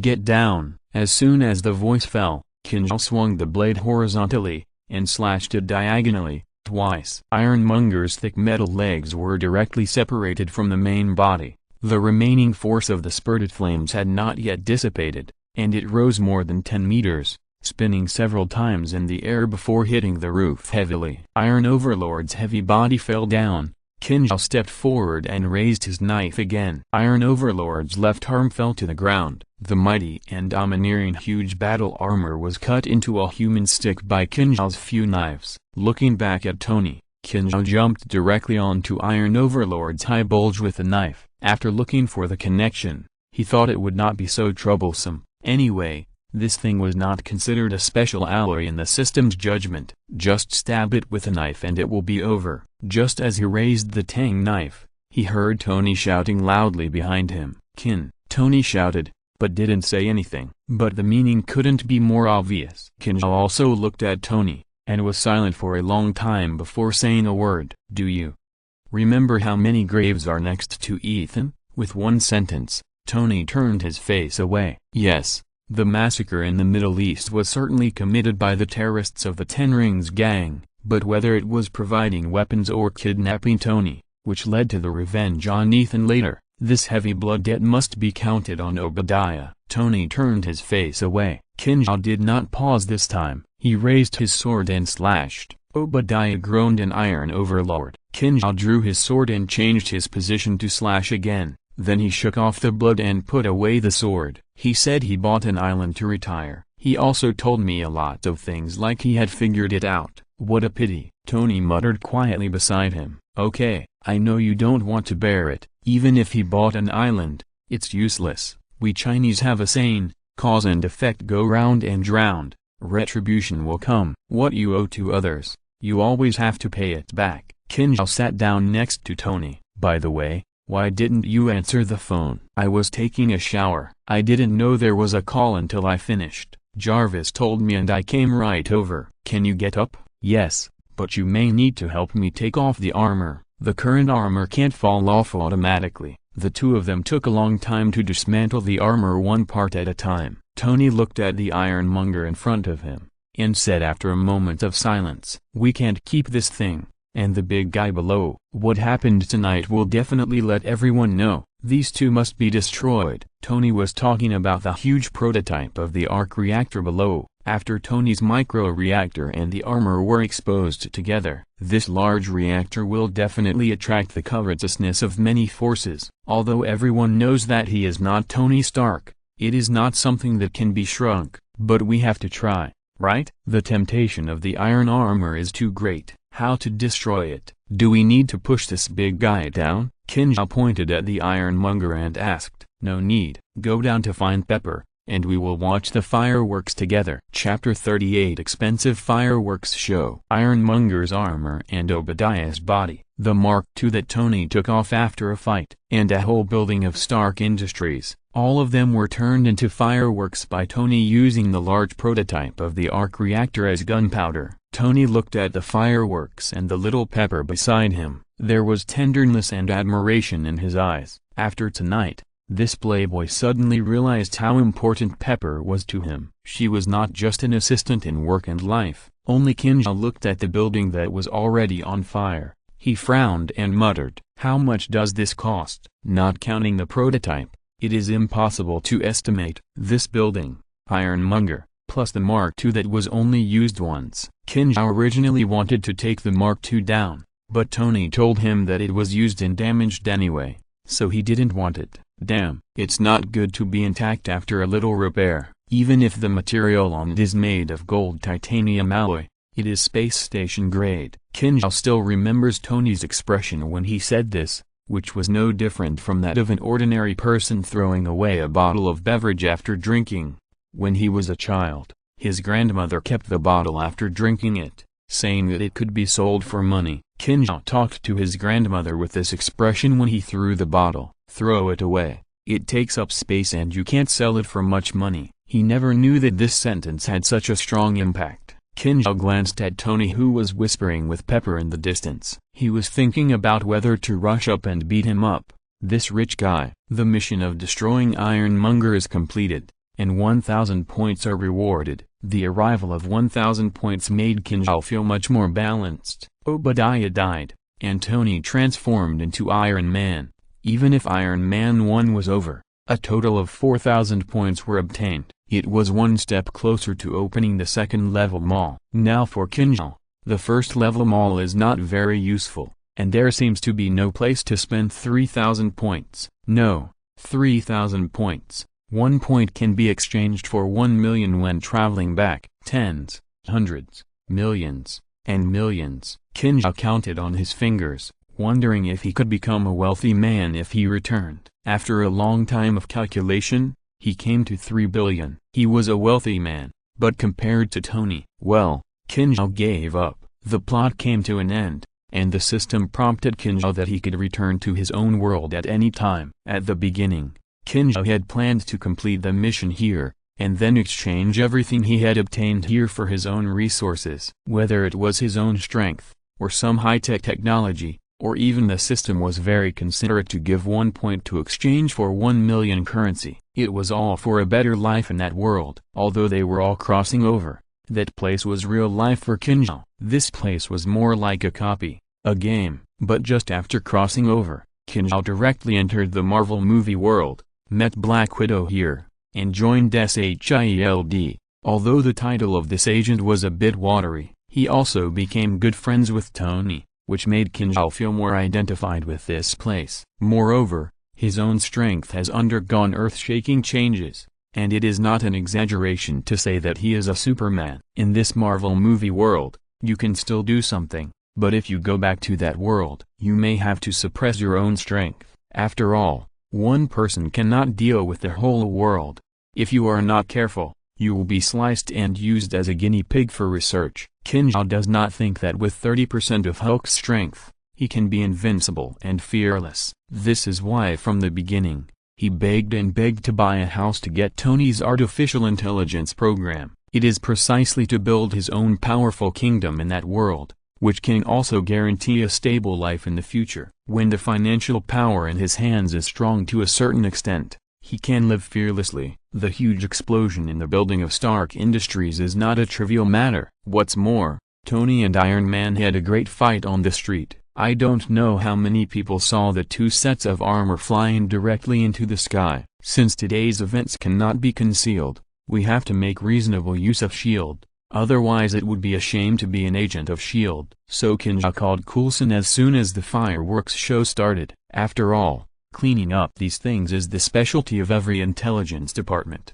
isn't it? So that night, Qin Xiao and Tony went home to sleep. Coulson led the people of S.H.I.E.L.D. to control the online public opinion and see how many videos were uploaded online. They had to come up with the reasonable reason within one night, a reason that the public could believe. I don't know if Coulson didn't sleep all night. Anyway, it was early the next morning, just after dawn. Qin Xiao was woken up by the phone. Coulson, damn it. Did you forget to check the time? Even the chickens on the farm haven't gotten up yet. Do you know that lack of sleep can cause hair loss, you damn bastard? Qin Xiao roared as soon as he answered the phone. Fuck. Coulson, an honest man, almost ran away on the spot because of Qin Xiao's words. You are scolding a bald man in front of a monk. It was you who caused the trouble.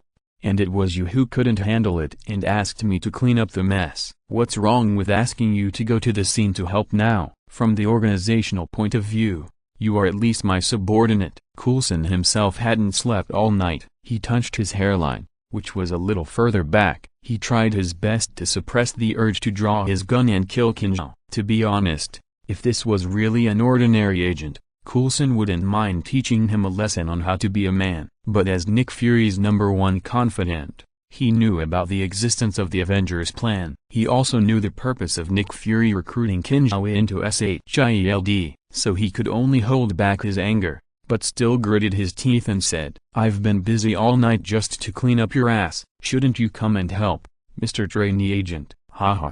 Even if your hair falls a little more, it won't be noticeable. It doesn't matter. I'm still young and I need enough sleep. Qin Xiao's irritability after getting up subsided a little, and he laughed and interrupted. Although he still said something frivolous, he still started to get up. Doing these things to fool the public is one of their jobs, but what happened last night was indeed caused by himself, if it wasn't for his initial request. When Tony Stark came back, S.H.I.E.L.D. would have taken Obadiah away directly. There wouldn't have been so many things that happened later. Chapter 39 I am Iron Man. As long as you follow your words, even if some media don't believe it, They can't stir up too much public opinion. We are very familiar with this aspect and know how to make this matter slowly disappear from the public's view. Coulson handed over a note and said, "And your alibi?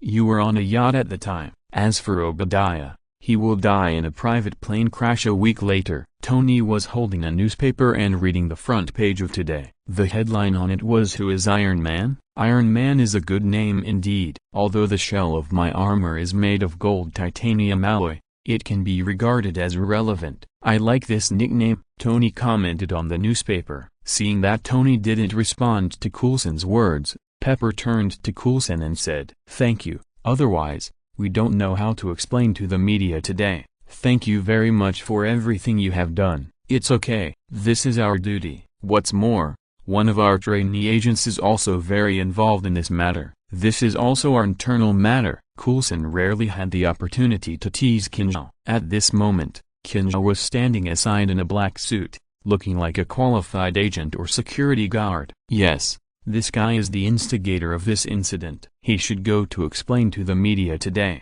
Tony pointed at Qin Xiao standing aside and said sarcastically, "Also, you'd better pay attention to your identity. Mr. Instigator, you should go out and maintain order among the reporters in this outfit today." "I know, Mr. Stark," Qin Xiao answered very professionally, raised his sunglasses on his nose, turned around and went out, looking like a professional agent. This surprised Tony. "What did you do to him? You can make this guy suddenly so obedient. Did you use some brainwashing tools on him?" Tony pointed at Qin Xiao and joked, "Our boss threatened him that if he doesn't cooperate with my work today, he will stop his monthly salary. You know, this guy recently bought a nice apartment and should have little money." Coulson smiled brightly. He was defeated in front of the two guys in the last Middle East incident. Although Qin Xiao offered to help this morning, he would never have been so obedient if it wasn't for Nick Fury's call. To be honest, it's quite rewarding to command this guy. Everything was ready,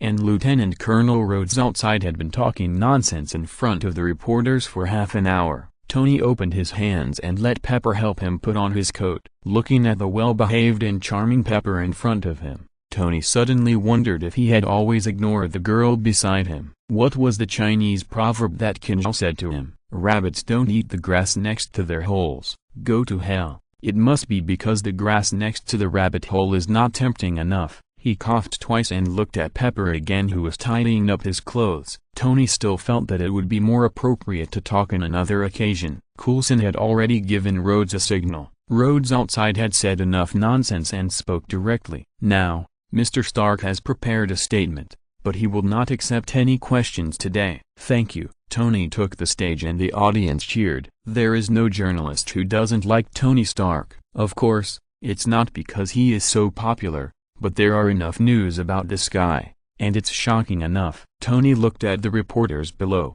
and then glanced at Qin Xiao, who was standing in the corner without saying a word. Giving him a provocative look, Qin Xiao quietly raised a middle finger to Tony. "Puchy." Tony couldn't help laughing out loud, and then coughed awkwardly twice and said, "I haven't seen you for a long time. I prepared a manuscript today." He took out the so-called official statement prepared by Coulson and others from his pocket. "Regarding the rumors outside, it is said that I was involved in last night's." "I'm sorry, Mr. Stark.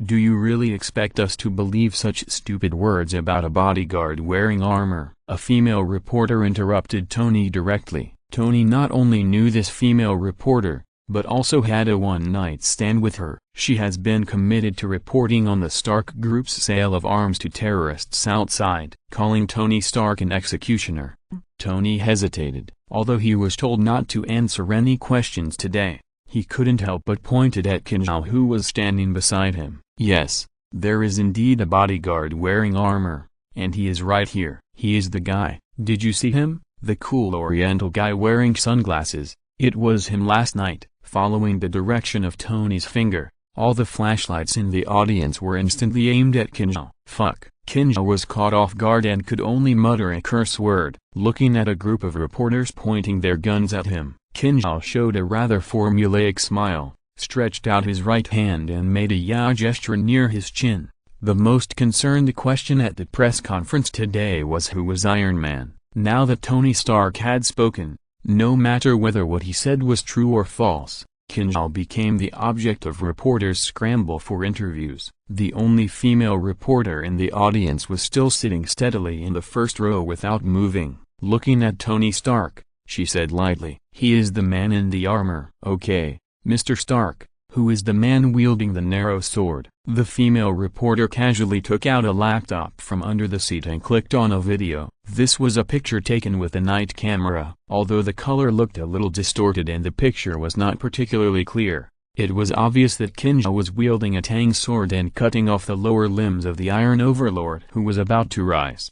And it was obvious that the man was Qin Xiao. On the contrary, Tony in the corner of the picture, although the helmet of the armor had fallen off, but because of his head tilted, the picture clarity was not enough, and it could only be vaguely seen that it was a white man. This time, the whole audience was in an uproar again. No one thought why someone would film the final fight on the rooftop. The female reporter waited for Tony Stark's explanation with a triumphant smile. She had been investigating Tony Stark for a long time, his love history, his company. In order to obtain first-hand information, she even bribed the security captain of an office building on another street. Not only did they install cameras that can shoot in various situations and tools for remote video recording, but they also specifically told him that if the lights on the top floor of the Stark Industries building opposite were on at night, he should go up and aim at the room with people and start filming. It was also a coincidence last night that the security guard saw Tony and Iron Man flying on the road, but he thought it was an alien,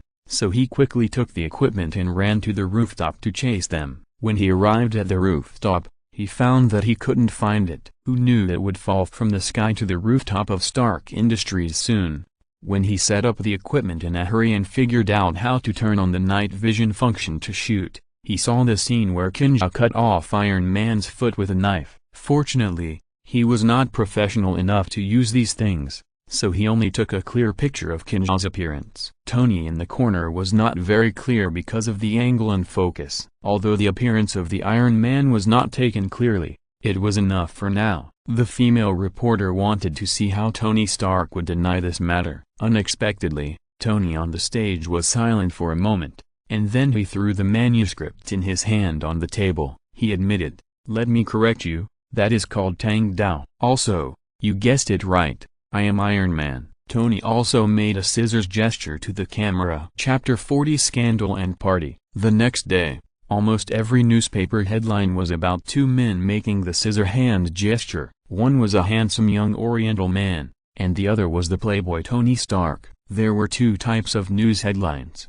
Tony Stark transformed into Iron Man and joined forces with the Oriental young warrior to defeat the evil Iron Tyrant. Or, Tony Stark and the Oriental boy, two newly born superheroes, came out collectively. The two scissor hands were also said to be a couple gesture showing affection in front of the media. Compared with the first one, the second one was obviously more popular with the gossip crowd, and compared with the Western aesthetics, Qin Xiao did look a little more delicate. Although he was not effeminate, he had good skin and a delicate and fair face. Throwing him into prison would definitely cause a lot of perverted bosses to scramble for him. Even the little Pepper, who saw the two photos of the two standing side by side and making the scissor hand gesture in the newspaper, joked that Tony and Qin Xiao looked quite compatible. "This damn media, I should burn down their TV station. It's fine if they say I'm coming out, but they actually described me as a little submissive. I'm a straight man, and my little dick is harder than my knife, okay?" Qin Xiao pointed angrily at a talk show host on TV who was happily telling the ambiguous story of Tony Stark and Qin Xiao. "Where's your legal team? Lend it to me. I'm going to sue them for defamation. This is blatant defamation." Qin Xiao slapped the armrest of the sofa. Tony rolled his eyes at him and continued to type rapidly on the computer. Obadiah was dead, and there were many things to deal with within the company. Although he had found a professional team, Tony had to come up with some decent products without the big piece of weapons. He was recently designing a renewable energy source based on the principle of the arc reactor, and he also moved his work location from the mansion garage to the company office, which was rare. You know, some of the dissatisfaction of the old shareholders still need him to personally comfort them. After all, The name Stark is a golden signboard. Tony doesn't care much about what people outside say, especially about the scandal between him and Qin Xiao, although he is not very satisfied with some media distorting his sexual orientation. But compared to appreciating Qin Xiao's anger, Tony thinks this is worth the price. Seeing that Tony didn't pay any attention to him at all, Qin Xiao looked at Coulson, who had just entered the office. "Didn't you say you would help me clean my ass? Didn't you see that these news reports seriously insulted my ass? This is a country with freedom of speech, you know. We have tried our best to exonerate you about Obadiah's death, you know. Your behavior in the video can't be regarded as legitimate defense." Coulson was talking about the video of Qin Xiao being secretly filmed. Iron Overlord obviously had no ability to resist, but Qin Xiao still stabbed him to death without hesitation. Strictly speaking, this is considered excessive defense. "Then why did you come to see me? You're not telling me to go to work, are you?" Qin Xiao knew that Coulson would never come to see him for no reason. He had been thinking about starting his return these days, but it would take a few days for his house. He still wanted to wait until the house was completed and copy the smart program that Tony had specially made for his house before leaving. "The boss wants to see you too. I'll book a time with you." Nick Fury wanted to see them, of course, mainly because of the Avengers plan. After analysis by S.H.I.E.L.D., Qin Xiao's ability was far beyond the so-called super soldier, and Tony Stark's armor, needless to say, was simply a cross-era weapon. Especially everyone knew Tony Stark's genius brain. Strictly speaking, this was only the first generation of products, and who knew how much more powerful it would be in the future. You know, Jarvis, a primary artificial intelligence, is no secret. Micro-arc reactor, iron armor, if equipped with an artificial intelligence command. With Tony Stark's terrifying financial resources, he alone is a terrifying steel group. After making an appointment to meet in 2 days, Coulson left in a hurry. Qin Xiao, after insinuating that his house would take about a week to be completed, nodded with satisfaction. Just as he was about to turn around and leave, Tony didn't know what he thought of. He suddenly looked up and said, "By the way, there is a party tomorrow night. You know, I became Iron Man, and there are always some friends who want to celebrate together. There are always some bored rich people, right? More importantly, there are many beautiful models. How about it? Do you want to come? There are so many beautiful women, and only a fool would not go." Black Widow has been missing for a long time, and it's hard to find anyone to harass her. When Qin Xiao first came to this world, he had a plan to pick up a big foreign horse with a curvy figure, but unfortunately, it was always around the plot of Iron Man. There is no chance. Now there is a party. It would be strange if I didn't go. The party is located on the rooftop of a hotel. There are many such rooftop party venues throughout Los Angeles. Almost every decent hotel has turned its rooftop into a party venue. After all, this is Los Angeles. Let alone, there are so many wealthy stars and even film and television tycoons in Hollywood, and parties are an indispensable daily activity. Tony had no idea how many times he had attended and hosted such parties, but for Qin Xiao, this was the first time that Liu Lao had entered the Grand View Garden. Dynamic music, crazy DJs, professional bartenders, and infinity pools. Most importantly, the entire rooftop was filled with girls of all skin colors with big breasts and long legs. Qin Xiao even saw a few second and third-tier sexy actresses who often appeared on the big screen. This is a party. This is life. Tony, you should have brought me to this kind of place a long time ago. You know, I should have come a long time ago. The appearance of the two was definitely a focus for the scene. The most popular news figures now are not politicians or big stars, but Tony Stark and Qin Xiao, a Chinese who seems very mysterious to the outside world. Tony smiled slightly when he heard Qin Xiao's excited voice next to him. He pushed Qin Xiao directly into the crowd. "Girls, whoever conquers this little bison tonight, I will give her a new sports car as a personal gift." Tony's words immediately set off a climax around him. Now many girls are new actors in Hollywood, not to mention Tony Stark's reward. Just having a little scandal with this Oriental boy can create a lot of news and heat. Not to mention that he and Tony Stark are the two newest superheroes after Captain America. As for the scandal between him and Tony Stark, No one cares whether it is true or not. I have something to do today, so the update is late. The first chapter will be posted first, and there will be 2 more chapters in the evening. Chapter 41. Qin Xiao being teased. Surrounded by a large group of beautiful women, Qin Xiao, who originally came here for the purpose of picking up girls, was a little bit restrained. The key point was that this group of people were too enthusiastic due to the rumors about popular figures and Tony's sports car. Although Qin Xiao was very coquettish when he spoke, he was a little hesitant when it came to taking any actual actions. It's not that Qin Xiao was a gentleman, but the traditional Chinese concept was that he always had to communicate and have a little understanding and emotional foundation before something could happen further. To put it bluntly, he was a little stuffy, but no matter how stuffy he was, he couldn't stop being surrounded by a group of passionate girls with amazing bodies. It must be said that although Western women are not as delicate as Eastern women, their white skin and explosive bodies do make up for it. What's more, all the girls who came to this party were young girls under the age of 25. They are far from the age when Western women age rapidly. In addition, there was the stimulation of music and alcohol today. After having fun for more than 2 hours, Qin Xiao, supported by 2 girls who were chatting very well, walked towards the hotel room on the lower floor. The organizer of the party had already booked the rooms on the upper floor so that the passionate men and women at the party could have in-depth exchanges. So Qin Xiao just found an empty room and went in. Almost as soon as he entered the room, 2 enthusiastic little fairies surrounded Qin Xiao, one in front and one behind. The one in front offered a kiss, and the girl behind undressed Qin Xiao while kissing Qin Xiao's neck. 2 young and beautiful girls attacking from the front and the back. This is the ideal that many men dream of. Qin Xiao's eyes were blurred, and he pulled and tugged all the way, breaking free from the restraints and walking from the corridor to the bed. The 3 people's clothes were almost thrown all the way. Just as he was about to pick up his gun and mount his horse, the damn cell phone rang at the right time. Oh, fuck. Qin Xiao cursed angrily and sat up, walked back a few steps,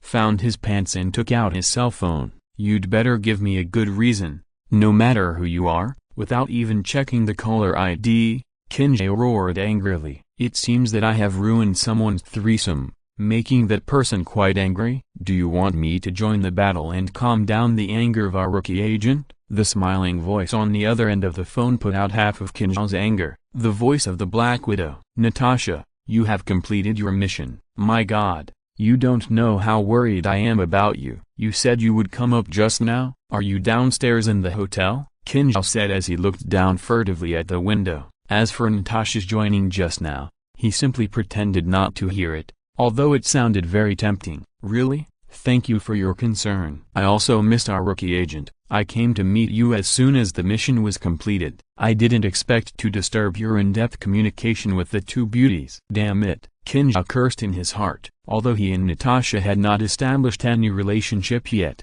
Qin Xiao still felt guilty about being caught cheating. Although he thought so in his heart, he still said to the phone stubbornly, "Where are the beauties? Why don't you come up and check?" Qin Xiao was thinking about what would happen if the Black Widow really came up. Should he knock the 2 girls unconscious and throw them into the next room? Fortunately, the Black Widow didn't really mean to come up, but her words made Qin Xiao's imagination run wild, and his blood boiled. I don't like the hotel room. Why don't we go to your house for a drink? Qin Xiao nodded like a chicken. Although it was a waste to have 2 beauties in front of him, there would be plenty of opportunities for such party professionals in the future. But there is only one Black Widow in the world. So, under the angry eyes and scolding of the 2 girls, Qin Xiao put on his clothes one by one. He also ran to the bathroom to check if there were any kiss marks on his face and neck. Only then did he tidy up his hair with satisfaction and hurried downstairs. He ran out of the hotel gate in a hurry and saw the temporary parking area at the entrance of the hotel. Black Widow was wearing a black dress, with one of her snow-white straight thighs crossed in front of her. She was leaning on a black sports car with a strong sense of lines. Why, if you can bear to leave the 2 beauties upstairs, why don't you bring them down together? Seeing Qin Xiao in a hurry, Black Widow said with a smile, "What beauties? I think about you so much every day that I don't have time to look at other women." Qin Xiao lied with his eyes open. Black Widow didn't expose him. She smiled slightly and stood up and opened the passenger door. Let's go home. The words "let's go home" made Qin Xiao almost turn into Quicksilver, and he got into the car in a flash. When they arrived at the downstairs of Qin Xiao's apartment, Black Widow took Qin Xiao's arm like a couple. Feeling the warmth and softness from his arm, Qin Xiao giggled. His pace quickened a bit. There were also a few bottles of top-quality wine from Tony at home. Qin Xiao was thinking about whether to drink some red wine and some music to adjust the atmosphere, or drink some strong liquor to get into the state quickly. Arriving at the door of his house, Qin Xiao quickly unlocked the door with his fingerprint, pushed the door and hurried in. He thought about it and decided to drink some strong liquor to get into the mood quickly, because Natasha looked more and more attractive under the light as he went up the elevator. Oh, fuck. Qin Xiao's new house was not yet ready, and the small apartment could be seen at a glance. As soon as he pushed the door open, Qin Xiao saw a black boiled egg head on his sofa. He cursed angrily, and then looked at the Black Widow who was smiling at him. Qin Xiao understood that her purpose of coming to see him today was probably to meet Nick Fury. Okay, Nick's matter was a coincidence. I really wanted to come and see you. There will be plenty of opportunities in the future, little agent. The Black Widow smiled and kissed Qin Xiao's cheek. At this point, what else could Qin Xiao say? The full emotions were directly poured down by a basin of cold water. If you do this again next time, you will lose me, I swear. Natasha. After being resolved by Natasha's kiss, Qin Xiao said helplessly after taking a deep breath. But Qin Xiao was not so angry about Nick Fury. Even if you are my boss, you cannot enter my house without my permission. You should know that I can call the police or even shoot you in this situation, dear chief. He took out a glass, a bottle of wine, poured a full glass, and drank the wine in the glass in one gulp. If you are listening to this novel on a channel other than Fanfic World, it means they downloaded and uploaded it without effort. We cordially invite you to visit our channel, Mundo Fanfic Novelist. There you'll find the original version of this story and you can explore many other novels of various genres. We are waiting for you to immerse yourself in a world of incredible novels. Chapter 42. The only martial arts in the world that cannot be defeated is speed. Every person in a high position always has a desire for control beyond the ordinary, and the head of the intelligence department like Nick Fury is even worse. This can be seen from the fact that S.H.I.E.L.D. was riddled with holes by Hydra, but Nick Fury still had enough of his own team and secret forces. He likes to control the overall situation and doesn't like things and people that are beyond his control. But he happened to meet someone like Qin Xiao. Whether it was the matter of Iron Man or his own strength that exceeded that of ordinary super soldiers, he never said hello to Nick Fury in advance. It was only when something happened that he remembered that he had a work unit, and the purpose of the notification was to let him send someone to clean up the mess. If you don't say it, I thought you had forgotten that I was your boss. No wonder, you are now a big celebrity, with the title of superhero, and friends in the upper class like Tony Stark. You can't blame Nick Fury for his weirdness. The last time he talked to Qin Xiao on the phone, he was so angry that he smashed a mobile phone. You can't blame me, my boss. You didn't give me a chance to integrate into my work unit. I don't even know anyone else in our department except Natasha, Clint, Coulson and you. I don't know what I need to do every day. You didn't give me a chance. You can't blame me. And last time when Obadiah was in trouble, Tony asked me to save his life. I notified Coulson as soon as I solved the problem. Qin Xiao also knew that he was mostly using S.H.I.E.L.D. He stopped talking angrily and spread his hands to show his innocence. What about the time in the Middle East? You should have been on the Quinjet fighter, which was stolen from the Los Angeles branch, but you talked to me about a yacht party, Nick Fury said angrily, slamming the table. Who told you that the work permit you gave me couldn't enter the branch? I wanted to go in and apply for a plane openly, but who knew that my work permit couldn't even enter my work unit? Don't you think this is a joke? Qin Xiao still looked calm and didn't blame me. What about Stark? Why didn't you tell me about the Iron Man armor in advance? Nick Fury said aggressively. That's not my job, boss. Did you tell me to monitor Tony Stark's every move? No, so you can't really blame me. Qin Xiao looked like a rolling stone. Nick Fury had a headache. Logically, he should have told him about this kind of thing, but he really didn't mention it, and he didn't give this kid any training courses. So if he wanted to talk seriously, He really couldn't say anything. Okay, let's not talk about the past. Can you explain your strength? This doesn't seem like the strength of a super soldier. Whether it's Captain America or Isaiah, they can't deal with that big iron guy so easily. Qin Xiao didn't mean to greet him at all. Nick Fury could only get up and take a glass, pour a glass of wine and then say, "This is too simple. Chinese Kung Fu, you know, I am Chinese. The mysterious East always has many mysterious things. Bruce Lee, do you know? Chinese Kung Fu." Qin Xiao was talking nonsense again, and posed a classic pose of Bruce Lee. Chinese Kung Fu? Nick Fury was not an idiot, and asked doubtfully. "That's right, Chinese Kung Fu." Qin Xiao nodded seriously, as if to prove that he was telling the truth. He reached out to Natasha for a pistol. He imitated the fire cloud evil god in Kung Fu, and pointed the pistol directly at his temple with his right hand. While thinking about how to say the sentence in English, "The world's martial arts are indestructible, only speed can't be broken," in order to appear more imposing, he fired without hesitation. Bang! With the sound of a gunshot, in the incredible eyes of Nick Fury and Black Widow, Qin Xiao's left hand, which had been prepared for the index and middle fingers, quickly stretched out to his right temple. Bang! Qin Xiao's left hand was just parallel to his nose when the bullet mercilessly hit Qin Xiao's temple. Qin Xiao's attention was all on his left hand, and his body was not prepared at all. Black Widow's modified small pistol was very powerful at close range. His temple was hit by a huge impact, and Qin Xiao's head swung to the other side. He fell to the ground with his body neatly. His left hand was still raised high in a victory gesture. Hulk's defense was terrifying. Although it was only 30%, it was not something that a pistol could penetrate. Although it was a fragile place like the temple, there was not even a small red mark where Qin Xiao was shot. From Qin Xiao's previous actions, everyone could see that he tried to catch the bullet with his bare hands but failed. So although Black Widow and Nick Fury were very shocked, Black Widow couldn't help but laugh out loud. "Huh? This is what I want to show.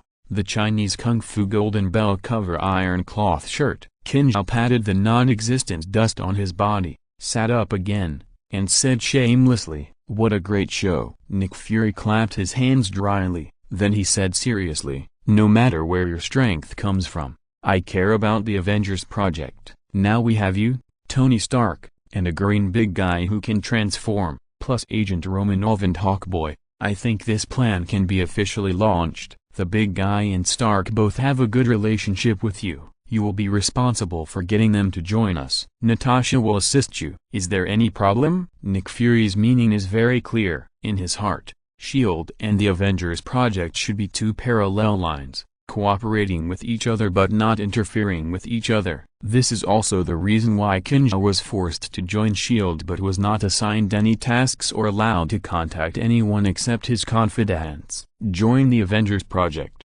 Establish the Avengers alliance with the powerful resources behind Nick Fury, and then combine a group of like-minded people to set up their own business at the right time. This was originally one of Qin Xiao and Tony's plans, and he certainly had no other opinions, especially after listening to Nick Fury's suggestion to let Black Widow start the pre-establishment work with him. That would be more in line with Qin Xiao's mind. Nodding to indicate that he had no problem at all, Nick Fury finally nodded with satisfaction and continued. "Originally, I agreed to meet with you and Stark tomorrow. Today, I want to meet with you first so that you can talk to Stark first, which will facilitate my formal conversation tomorrow. I will provide you with a base, funds, equipment, various weapons and means of transportation, and even arrange some enemies for you to practice your tacit understanding. Welcome to officially join the Avengers." Chapter 43 Nicole. I don't know if it's because of the addition of Qin Xiao. Compared to the movie,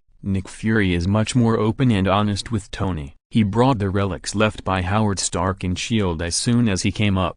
He gave it to Tony as a gift, and told Tony directly that Howard Stark was one of the 3 founders of the Strategic Homeland Defense Attack and Logistics Support Agency. After the end of World War II, a military general, a super agent Peggy Carter and a genius scientist Howard Stark founded a Strategic Science Corps, referred to as SSR. This is the origin of S.H.I.E.L.D. Your father is not just an old man who can only make weapons. His views and influence on the world are far beyond your imagination. He firmly believes that science will eventually bring everyone a prosperous life and prevent the occurrence of wars, but he is limited by the times and many ideas cannot be realized. He thinks you will eventually change all this. Although he had discussed the attitude towards S.H.I.E.L.D. with Qin Xiao before, Nick Fury's words still deeply touched Tony's heart. After all, in his heart, he thought his father never liked him. I feel like I have accomplished nothing and I am not reliable at all. Who knew he would have such high hopes for me? I know it's hard for you to believe that this is what your father said. Here is something he left for you.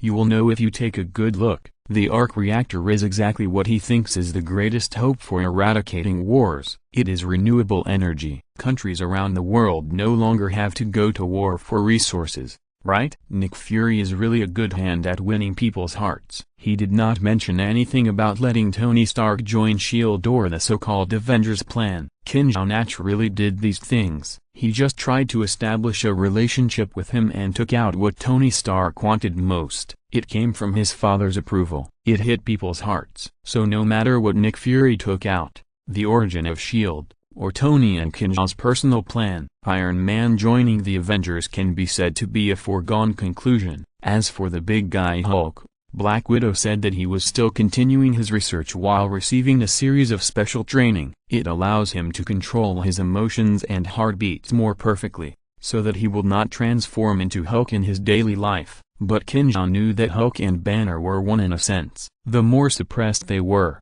the more likely they would be irreversible. Just like Banner in the Avengers, he was perfectly controlled at ordinary times, and even when he transformed in battle, he let Black Widow directly control Hulk's temper. This led to Hulk taking the initiative on Secret for 2 years. Although he knew it, Qin Xiao would not interfere too much now. The main reason was that he didn't have any good solutions. After seeing the relics left by his father, Tony plunged into the laboratory. Qin Xiao knew that Tony should have discovered the palladium poisoning because of the problem with the arc reactor. Before he and Black Widow officially started the site selection work, Qin Xiao's house was finally completely settled. Driving the Audi R8 from Tony's garage, it might be because of advertising sponsorship in the movie. Audi often appears in Marvel movies, but coming to this real world, there is a more realistic explanation for why Tony likes Audi. It is that Tony helped improve Audi's engine. You have to know that Tony Stark is a super scientist with his own traffic. With his endorsement, the importance of Audi's entire brand is self-evident. Audi also sends the latest models to Tony every year. Recently, another new car was sent over, and Qin Xiao shamelessly drove one away on the grounds that the garage capacity was limited. Arriving at his new apartment, he entered his fingerprint on the fingerprint lock. "Welcome home, Mr. Qin. I'm your housekeeper. You can call me Nicole." A slightly playful young girl's voice sounded. "Nicole?" Qin Xiao smacked the name. Why does it sound like boiled eggs? But this is not important. The key is the practicality of artificial intelligence. This is certainly not comparable to Jarvis. After all, Tony is equivalent to modeling all his knowledge theories and the known operating rules of this universe into Jarvis. This allows Jarvis to be competent for any auxiliary calculations and scientific research work Tony needs. But in comparison, Nicole is much more lifelike. In addition to the various furniture and appliances specially made at home, all can be controlled by Nicole. There are also some auxiliary functions, such as alarm clock, time reminder, outside weather, and even you can watch a movie at home and discuss some plots with Nicole. Of course, this must be a movie that has been circulated in the outside world. After all, Nicole's positioning is different from Jarvis. She obtains the movie review data that already exists in the outside world and communicates with the owner after screening. Qin Xiao doesn't understand two profound things. In a word, if it is for home use, it is perfect. This is what intelligent life should look like. In Qin Xiao's previous life, there were many artificial intelligence products in the world, which were matched with specific furniture and appliances. It can also achieve the effect of direct control by a command. But the sending and receiving of commands of that kind of thing are too rigid.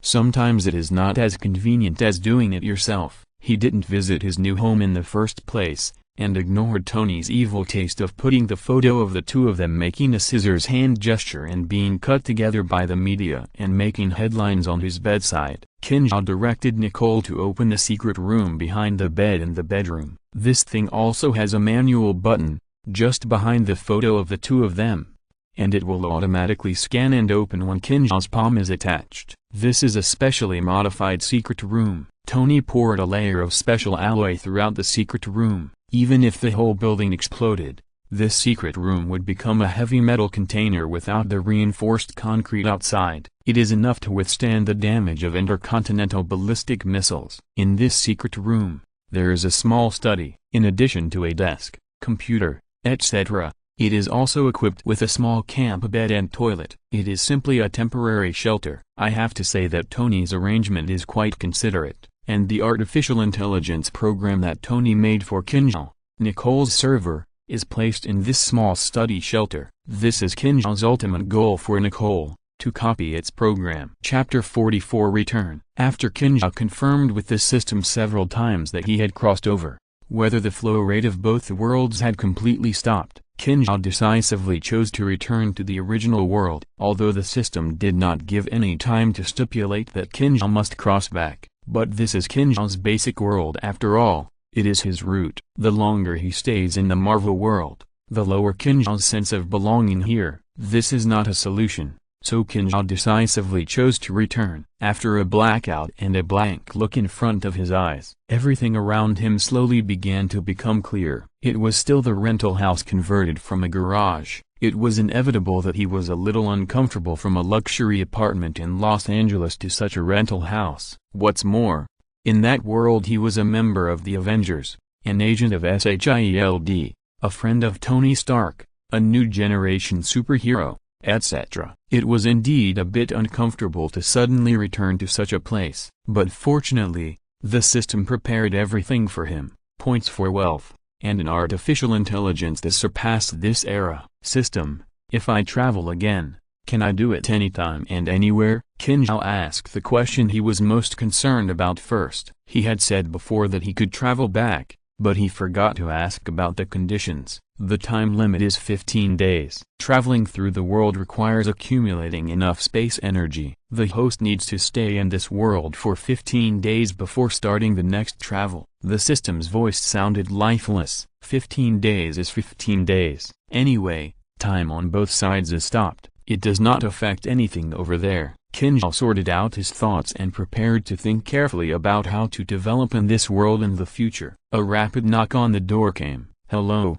this is the courier. A loud voice sounded at the door. Houses converted from garages usually use simple and cheap aluminum alloy doors. Several doors are installed in a group at random, and two movable doors are used as the main door. So when the courier knocked on the door after shouting, the whole row of aluminum alloys buzzed. Qin Xiao frowned and went to open the door. A folder. Took a look, and there was no sender's address on it. I don't know if the phone number is in the phone, but I don't know the name anyway. He opened the folder and took a look. It was a beautifully made invitation. The invitation was quite creative. After opening it, the first thing that caught his eye was the sketch of a couple's wedding photo printed on the invitation. He didn't know whether it was drawn by someone or made by software. Without looking at the name, Qin Xiao recognized it at a glance. It was the couple who deceived his previous life. Asshole. A nameless fire suddenly emerged from Qin Xiao's heart. He almost tore the invitation to pieces in excitement. It was not until a small hole appeared on the invitation that Qin Xiao suddenly calmed down. What happened just now? Qin Xiao broke out in a cold sweat on his forehead. Although he had all the memories of that unlucky predecessor, what happened to him was more like a spectator to him. Qin Xiao did hold the idea of revenge for him, but he would never let himself lose his composure like this. Is it your last bit of obsession, or is it your wish? Don't worry, brother, since we have this fate, I have inherited your body and skills, and naturally inherited your hatred. They will not have a good time. Qin Xiao lowered his head and whispered to himself. I don't know if Qin Xiao was right, or if it is more scientific to say that the previous incarnation left hatred for these two people or this matter in his brain. Anyway, after Qin Xiao finished speaking, the hatred in his heart slowly subsided. System, help me exchange 500 points of currency, Qin Xiao said to the system. 500 points are enough to exchange for 500 million points of currency. Points are still very important to Qin Xiao, Who knows how many good things will be given when the second level mall is opened. So Qin Xiao didn't dare to exchange too much at once. 500 million is already a huge fortune. If there is really something that is not enough, Qin Xiao can exchange it again at any time. In less than a minute, 500 million was directly transferred to his account. In the words of the system, it is fast and efficient, safe and has no future troubles. Qin Xiao took a look at some old things in the garage, and he didn't miss them. He walked out with big strides. He wanted to live well for the former Qin Xiao, and it didn't mean he had any nostalgia for the past. He was an independent individual. He casually called the landlord and told him that he didn't want to rent the house anymore and didn't want the things inside. Qin Xiao gave a card number for the deposit, and it didn't matter whether it was refunded or not. In addition to his mobile phone and his ID card, Qin Xiao only brought an invitation. The date on it was 10 days later, and the location was a luxury hotel in Shanghai. Shanghai, the place that Qin Xiao, the dead ghost, longed for when he started his business. At that time,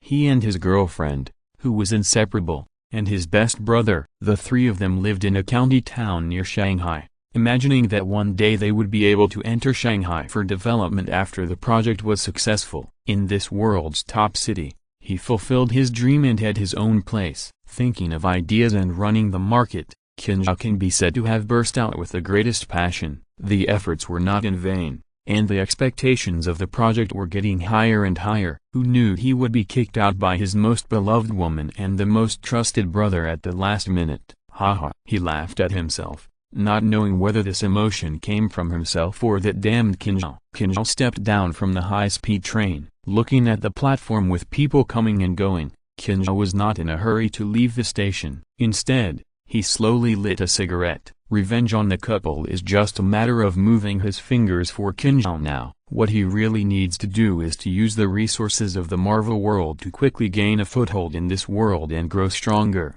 put this city under his feet. Madu, uncle, I'm here. Qin Xiao showed a wicked smile at the corner of his mouth, and whispered to the station sign with the words Madu not far away. The train is about to leave, and you are still standing inside the yellow line. You are looking for death.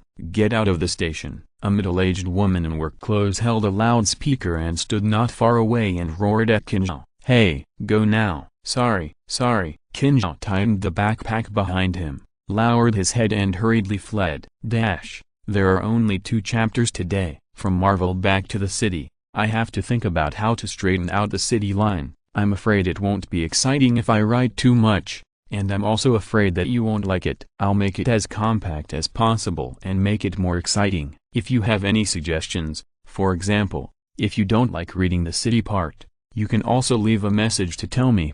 I will try to shorten it. There will still be 3 chapters tomorrow, and the first chapter will be posted this afternoon. Chapter 45 Order a Coffin. The Longfengxian Magic City headquarters is different from the magnificent Longfengxian branches that are now blooming all over China. The decoration style of this century-old store is closer to the old Magic City of the last century. There is not much exaggeration in color and lighting, low-key but luxurious, ordinary and extraordinary everywhere. It is very similar to the old Magic City of the last century, with its own old-fashioned style in the midst of the lights and wine. The old store is not big, a 3-story building with a total area of no more than 1,000 square meters. A wooden plaque that looks quite old is inscribed with the 3 big characters of Longfengxian in a flamboyant style. There is a large parking lot of thousands of square meters at the door. Practicality aside, in the Magic City where every inch of land is valuable,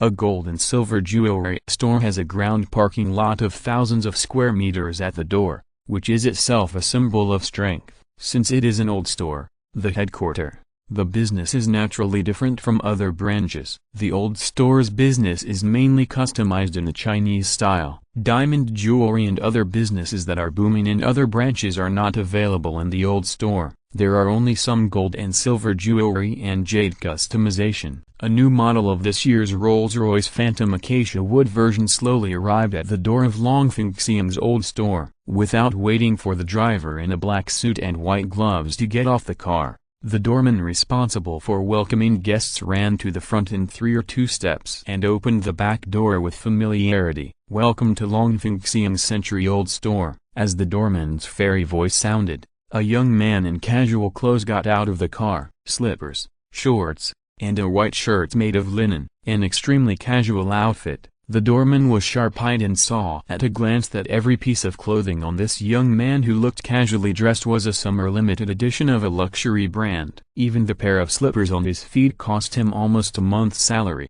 The smile on his face became even brighter. The first floor is full of finished jewelry and jade, and the second floor is dedicated to customization. We have the best designers and masters in the industry here. Would you like to take a look on the first floor first or go up to the second floor for tea? Go to the second floor and call your manager over. What I want this time is quite special, so I have to have a good chat with him. Qin Xiao smiled and nodded. Naturally, someone in the store took Qin Xiao to the second floor. The second floor is a hall. On the wall are some designers, the names and photos of carving masters, as well as their previous works and awards and honors. The top designers and masters in the store generally don't make a move easily unless you spend a lot of money or have some top-notch materials in your hands. After being taken around the hall for a while, the manager of the store came out in a hurry. He took Qin Xiao into the small rooms next to the hall. Each room here is designed to look like a small tea room, specially used to entertain various high-end and customized customers. The manager let Qin Xiao into the room and asked Qin Xiao to choose a kind of tea. A little girl who was responsible for making tea came over and made a pot of tea. After Qin Xiao finished drinking a cup of tea, the manager started talking about business. Mr. Qin, do you want a piece of jewelry or decoration, or do you have a rare material that you want our master to carve? Qin Xiao held the empty teacup in his hand and gently pushed it in front of the girl, waiting for her to fill the cup with tea again. Then he smiled and said to the manager, I don't need a professional master. I'm going to make something with pure gold. It's very large and requires a lot of gold, but I don't have any big requirements for carving. A large amount? The manager just felt that this deal might not be as big as he imagined. It's just gold. What do you want to make of gold? A chair? A table? Or an exquisite ornament? I wonder what Mr. Qin needs to customize? Furniture, Buddha statues or other things? Although the manager was a little disappointed,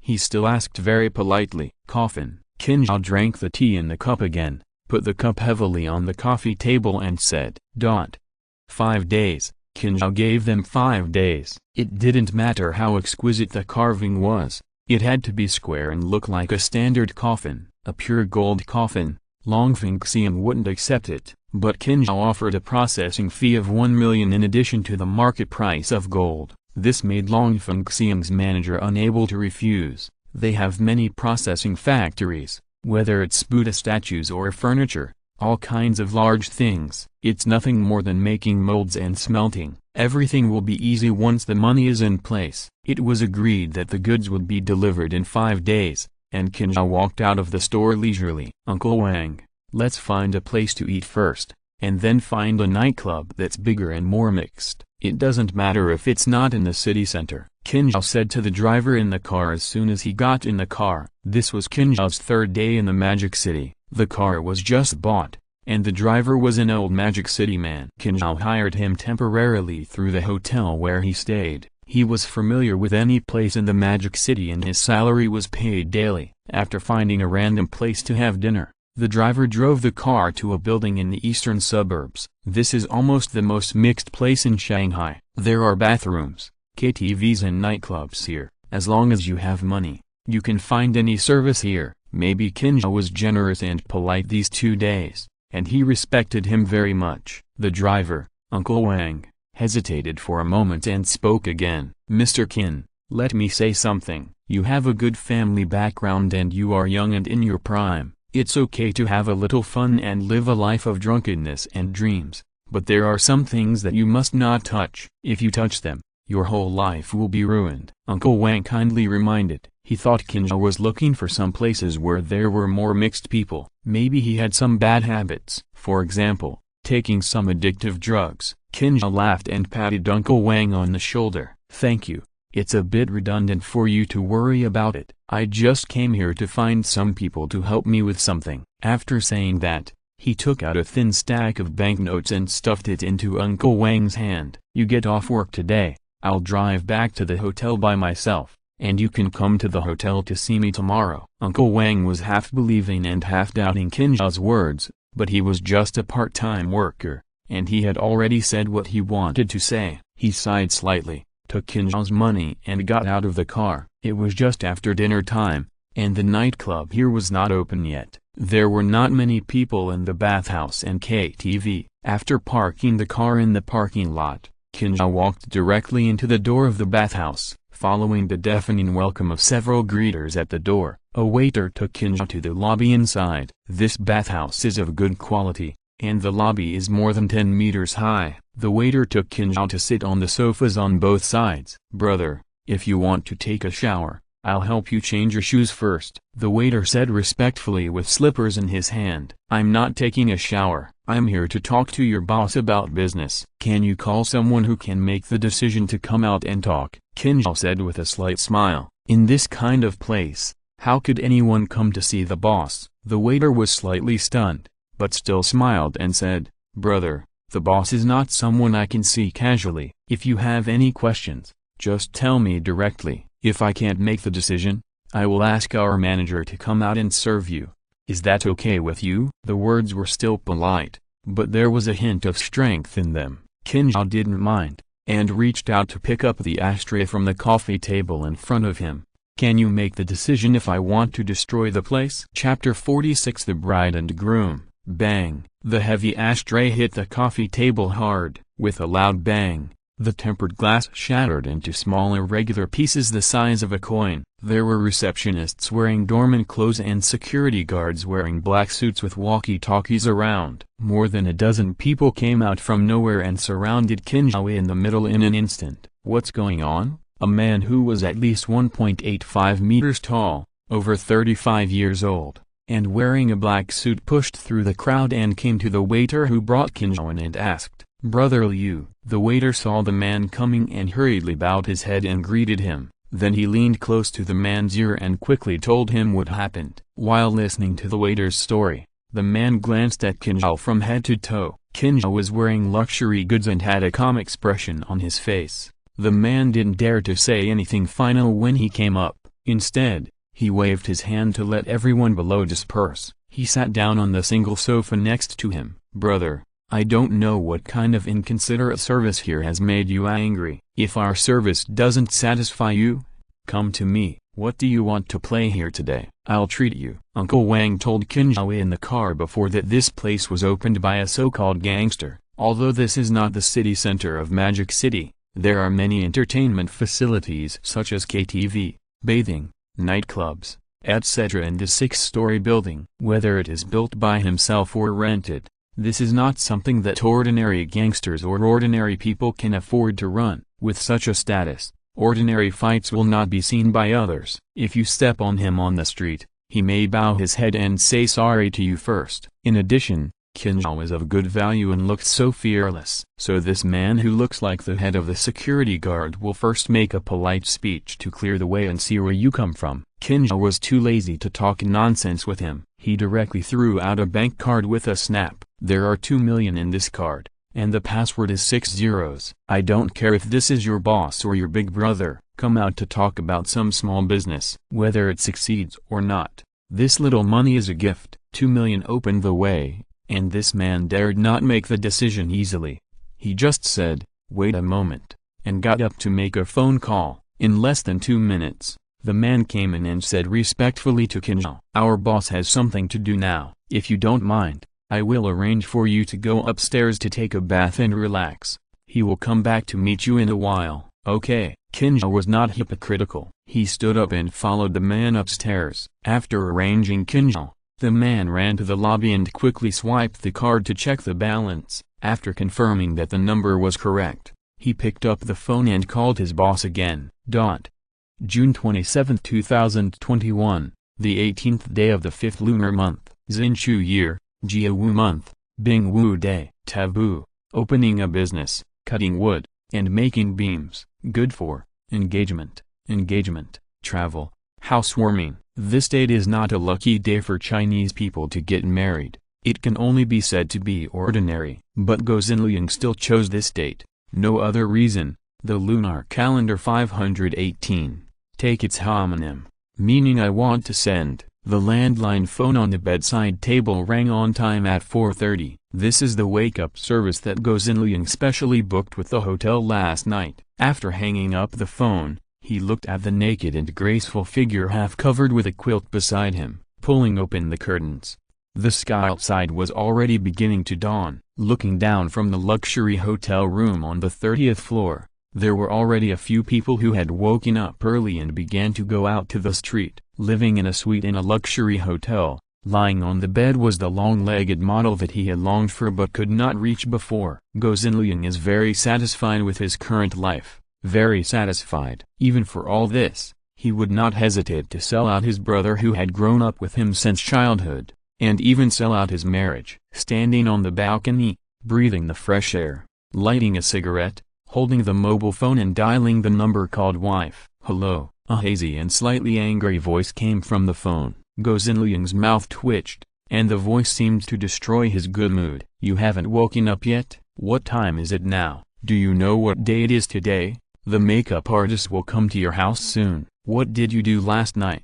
Did you go to the nightclub and drink for half a night? Go Xinliang lowered his voice and tried not to appear so angry, but the tone of blame could not be hidden. What's your attitude, Mr. Go? We agreed to play our own games. When you dragged me to embezzle Qin Xiao shares, you acted like a pug in front of me. What? Now the company is about to go public, so you are so powerful, you turned your back on me, right? Let me tell you, according to the agreement, the management rights of the company are in the hands of the two of us. Without me, you will become a small shareholder and will be kicked out by the venture capital company sooner or later. The woman's voice suddenly rose several decibels, and she seemed very dissatisfied with Go Xinliang's tone of pointing fingers at her. Shut up, it's obviously you who are greedy, don't put the blame on me. I don't care how you play, but today is our wedding day, and you actually brought a gigolo back to the hotel from the nightclub last night. Go Xinliang clenched his fist with one hand and smashed it hard on the balcony railing. Mr. Go, you are really interesting. Don't say you don't have any women around you now. Don't put on such a hypocritical look. After the company is successfully listed for a year and the shares can be traded, I will break up with you. I warn you, don't bother me for no reason. If you annoy me, I will transfer the shares to others in the future. The woman on the other side said viciously and hung up the phone directly. Ku Fang, you bitch. Go Xinliang almost couldn't help but smash his phone directly. It's late. There is still one chapter. Friends who go to bed early can read it tomorrow morning. Chapter 47 Wedding Gift. 3 years ago, Qin Xiao mortgaged his only house. He tried every possible way to borrow a huge sum of more than 3 million yuan, and raised 5 million yuan to open a company. He mainly makes doll machines in various third and fourth tier cities, such as cinemas, KTVs and other entertainment venues. He provides machines, dolls, and some maintenance services. Those entertainment venues provide venues, power supplies, equipment cleaning and daily maintenance, etc. Qin Xiao, who was alone at the time, brought in his girlfriend Ku Fang to be responsible for finance, while his childhood friend Go Xinliang was responsible for answering and making phone calls in the company, maintaining customers and other work. Qin Xiao contributed money and effort, and held 60% of the shares, while Go Xinliang and Ku Fang each held 20%. At the beginning, it was okay. Although the company was small, Qin Xiao worked hard without hesitation. He insisted on running to 3 counties every day, focusing on local shopping malls, cinemas, KTVs and other places with huge traffic. Go Xinliang and Ku Fang also managed the company's internal affairs every day, purchasing and shipping, actively communicating with customers, improving the appearance of dolls, and arranging goods and people quickly if any machine was broken or dolls were gone. The income became more and more stable, and the business was spread to 70 or 80 counties in one go. Qin Xiao, who was exposed to the wind and sun outside every day, did not expect that Ku Fang and Go Xinliang would look each other in the office every day. Not only did they have an affair, but the two also intended to jointly swallow up his company. Go Xinliang, who answered the phone in the office every day and looked like a boss, was increasingly dissatisfied with the 20% shares Qin Xiao gave him. As the income increased, Ku Feng was also dissatisfied with Qin Xiao holding on to the company's money and not distributing dividends for the time being. Qin Xiao wanted to expand the company first, while Ku Feng wanted to enjoy life first. So the two who had already had an affair put a share transfer letter under a normal contract, and coaxed Qin Xiao, who believed in them, to stamp and sign directly. In this way, Qin Xiao was directly driven out of his company. Not only did he end up penniless, but he also owed a lot of debts. Qin Xiao found someone to fight a lawsuit for a whole year, but the two of them had been prepared, and Qin Xiao was now penniless and could not even afford a good lawyer. In the end, he lost the case. He had no choice but to take pesticides to commit suicide. Unexpectedly, in the past year, the company that had gone through the second round of financing has grown bigger and bigger, and is on the verge of going public. Poor Qin Xiao. He worked hard every day to occupy the market and lay a good foundation for the company in the early stage, but in the end, he made wedding clothes for others. Guo Xinlian is different from Ku Feng. The market is so large, and he understands the value of the company very well. If he controls this company well and uses the huge number of customers, there will be many other businesses that can be done naturally in the future. Apart from other things, with so many cinemas in hand, even if you set up a small factory to make some new popcorn, with a reasonable price and taste, and then give a little kickback to the store managers of those cinemas, it is a business that is sure to make money. After all, the customer base is there. But Ku Feng is different. As soon as the company goes public, she will take advantage of the good market to sell part of the stocks to get a lot of cash, and then leave a little shares to lie down and pay dividends every year. For her, it is enough. This is also the reason why Guo Xinlian was helpless when Ku Feng said that she would transfer the shares to others in the future. Financing and listing can make a company develop rapidly, but if one plays it wrong, it is easy to hand over the company to others. When you lose management rights, no matter how many shares you have, others will find a way to slowly dilute you and kick you out. This is why the two of them clung to each other from the beginning and tied their interests together in the form of marriage, just to fight against capital. Take the company's voice in your own hands. Born to be a lowly slut, when I sit firmly in the company and get the shares in your hands, I will kick you out sooner or later. Guo Xinlian bit the cigarette butt with a squeak of hatred. No matter how disunited the two are now, they still want each other to die. Today's wedding scene still has to be performed well. After contacting the planning company and the makeup team, Guo Xinlian was refreshed and set out from the newly renovated new home to pick up Ku Feng at the hotel. Neither of them is from Shanghai. Although they bought a house here, they did it for the purpose of the marriage process. Ku Feng put on makeup and changed clothes in a hotel. Guo Xinlian picked her up from home and took her home, and then went to the hotel where the banquet was held. The company was about to go public, and Guo Xinlian was quite sociable. He had made a lot of friends in just 1 year in Shanghai. An Aston Martin Coupe was the leading car, followed by more than 10 BMW 5 Series. Although such a motorcade was not luxurious, it looked young and energetic, which was quite good. They came to the hotel from home with drums and gongs. The entrance of the hotel had already been decorated with red carpets, inflatable arch bridges and other things. Exquisite European flower baskets were spread on both sides. Relatives and friends held salutes and ribbons in their hands, waiting for the motorcade to slowly come over and the bride and groom to enter. Seeing that a motorcade was less than 50 meters away from the hotel, another motorcade rushed out from the road on the side of the hotel. The leading one was a Rolls-Royce Phantom, followed by all red Ferrari sports cars. There were as many as 30 or 40 cars. As luck would have it, just before Guo Xinlian and his team entered the hotel, they were blocked on the road in front of the hotel. What's going on? Guo Xinlian, who was sitting in the front car, felt a little nervous. It's not a good omen for a wedding cart to be blocked at the door. No one from the opposite team got out of the car to talk, and they just stopped at the door of the hotel in such a strange way. Guo Xinlian's people hurriedly confirmed with the hotel staff whether there was another couple getting married today. The hotel staff was also confused. They confirmed several times that they had booked a wedding banquet today. After several minutes of stalemate, there was no choice but for a relative of Guo Xinlian to walk towards the Rolls-Royce with the hotel staff to ask what was going on.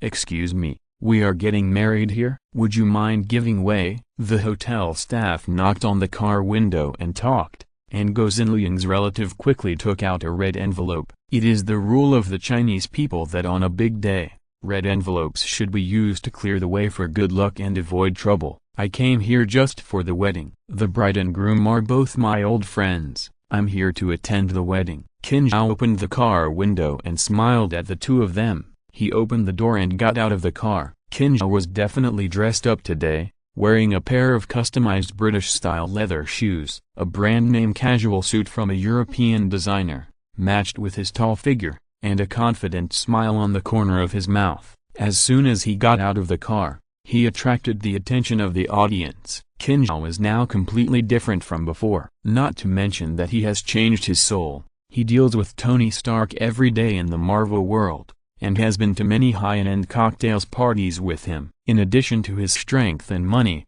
his temperament and confidence are definitely not something that ordinary people can imitate. Sir, you are here to attend the wedding, so please give way to your car first. You are blocking the newlyweds' motorcade, the hotel staff said to Qin Xiao politely. Qin Xiao smiled slightly in the direction of the opposite car. I'll let them go right away. My gift will arrive first. As soon as he finished speaking, more than 10 large pickup trucks came out from nowhere. Each truck was filled with white wreaths, with photos of the bride and groom printed in the middle of the wreaths. More than 10 pickup trucks were parked in the middle of the road illegally. In front of the trucks, countless strong men in black suits appeared. Each of them held 2 wreaths and rushed towards the hotel entrance aggressively. Chapter 48, a wedding with paper money flying all over the place. Dozens of men with fierce and aggressive looks and hundreds of wreaths were neatly placed on the road along the red carpet from the hotel entrance. All this happened too quickly and too suddenly. A luxury car convoy blocked the door,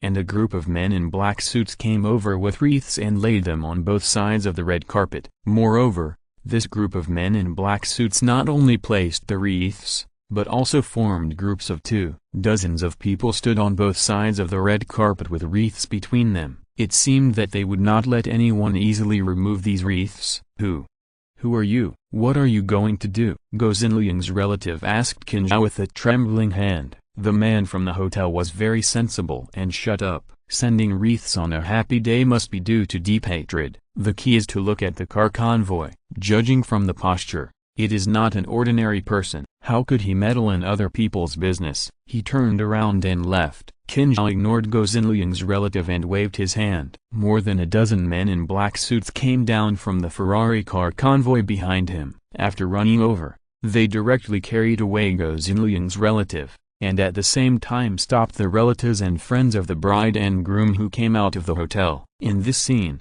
ordinary friends would definitely not interfere. Only the families of Go Xinliang and Ku Fang came out to argue, but this group of people were directly stopped at the door of the hotel by a group of burly men in black suits. Anyway, they didn't beat or scold people, so you can yell if you want. They just don't let you come out to disturb Qin Xiao. Even the newlyweds' motorcade, except for the first car, each car had 2 men in black suits standing, not allowing the relatives and friends of the newlyweds to get off. Seeing that the scene was almost set, Qin Xiao smiled and walked towards the first car of the newlyweds step by step. Go Xinliang and Ku Fang in the car were completely confused since Qin Xiao got out of the car. More than half a month ago, the two of them asked someone to check Qin Xiao's current situation. He was confused and only wanted to get back to the company. He didn't have a stable job, lived in a garage in the county town, and was harassed by debts every few days. For some reason,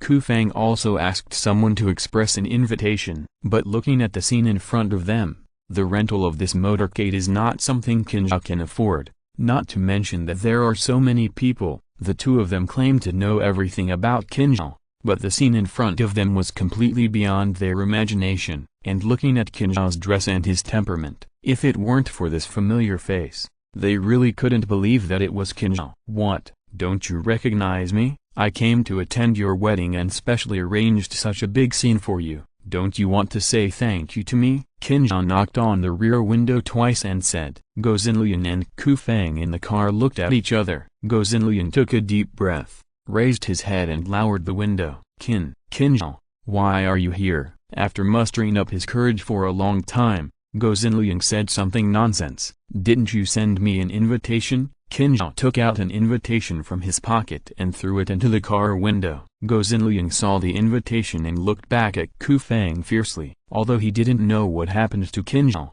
he couldn't hide in this situation today, and it was not the time to make trouble. The key is to look at this posture. You can't beat them even if you make a fuss. Ku Feng, this woman, usually looks very fierce, but she dares not speak when the time comes. Go Xinliang had no choice but to put on a smile that was uglier than a ghost and said, "Qin Xiao, I know that we too are sorry for you.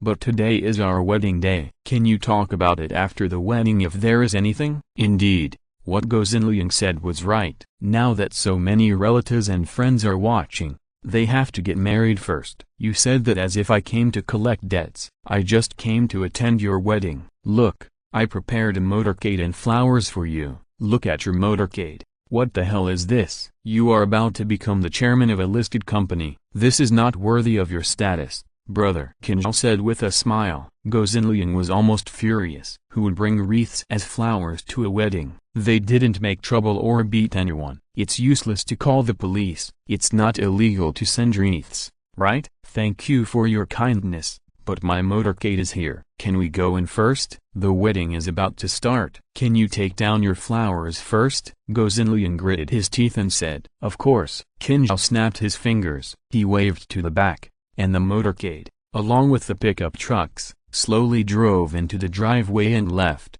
"You already have the motorcade, but you can't refuse me the flowers. Get out of the car quickly. I'm still waiting to welcome the bride and groom." Qin Xiao took out a twist and spray fireworks ribbon from somewhere and said to Go Xinliang with a smile. Go Xinliang was in a dilemma, and the motorcade slowly entered the hotel. He pulled Ku Feng, who was reluctant and a little afraid to face Qin Xiao, out of the car. Looking at the wreaths standing on both sides, Go Xinliang can be said to be flexible. He took a deep breath and slowly walked onto the red carpet with Ku Feng. Qin Xiao admired Go Xinliang from the bottom of his heart. You can even bear this. But how could Qin Xiao, who had carefully planned for 10 days, have only such a small surprise? Seeing the newlyweds on the red carpet, he waved his hand fiercely. Then he saw the men in black suits standing on both sides of the red carpet stretched out their hands behind the wreaths and pulled out a twisted and sprayed ribbon tube. Bang, bang, two per person,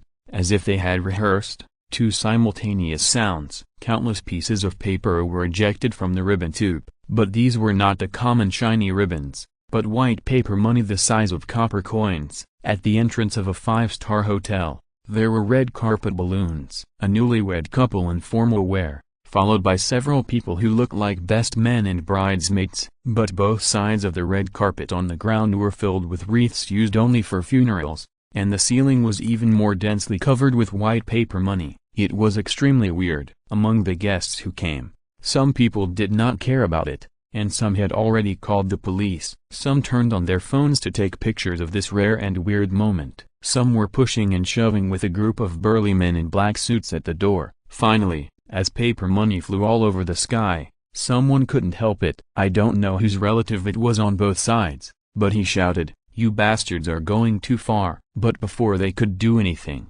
many cars in the hotel parking lot opened their doors. Another group of men in black suits rushed out. The difference from the previous ones was that each of them was holding a dagger with a cold glow in their hands. Although Qin Xiao had ordered them not to hurt anyone, they were making such a fuss at someone else's wedding. It was impossible not to shock them. Sure enough, as this group of men in black suits holding sharp weapons rushed up, those who were not calm immediately calmed down. Even if there were one or two impulsive ones, they were held down by their relatives and friends. Qin Xiao looked at Go Xinliang and Ku Feng with livid faces and said, "Do you think I'm a little too much?" "I think so. So I specially prepared a big gift for you, specially made for you too. It's very valuable." If you're listening to this novel on a channel other than Fanfic World, it means they downloaded and uploaded it without effort. We cordially invite you to visit our channel, Mundo Fanfic Novelist. There you'll find the original version of this story and you can explore many other novels of various genres. We are waiting for you to immerse yourself in a world of incredible novels. Chapter 49,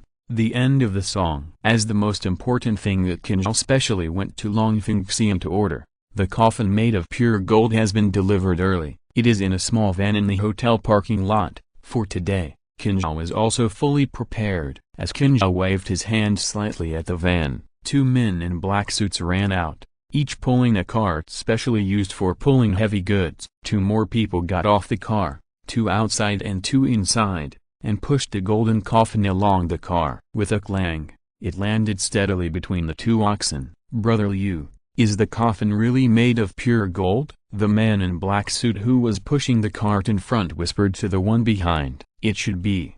What do you care about him? Anyway, the boss said that this is the god of wealth. If he comes to make trouble, he will get a big red envelope. Isn't this much safer than going out to fight in a group? Stop talking nonsense, and do it hard. The two men, one in front and one behind, pushed and pulled, and placed a golden coffin weighing hundreds of pounds across the middle of the red carpet. The golden coffin had a label of 9. The scary thing is, where did Qin Xiao get so much money and so many people? If Qin Xiao gets up again, there is no need to think about his own good life. Qin Xiao, what do you want to do? Go Xinliang gritted his teeth and said to Qin Xiao, what do I want to do? I came to attend your wedding and gave such an expensive gift. You ask me what I want to do? You two dogs and bitches took away my company, my property.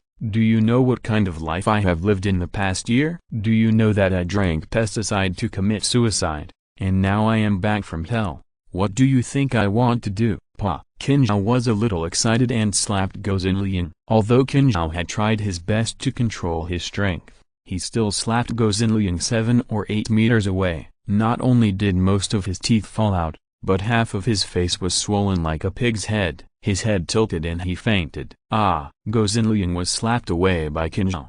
Ku Fang on the side screamed in fear. Qin Xiao aimed his eyes at his nominal ex-girlfriend. Qin Xiao.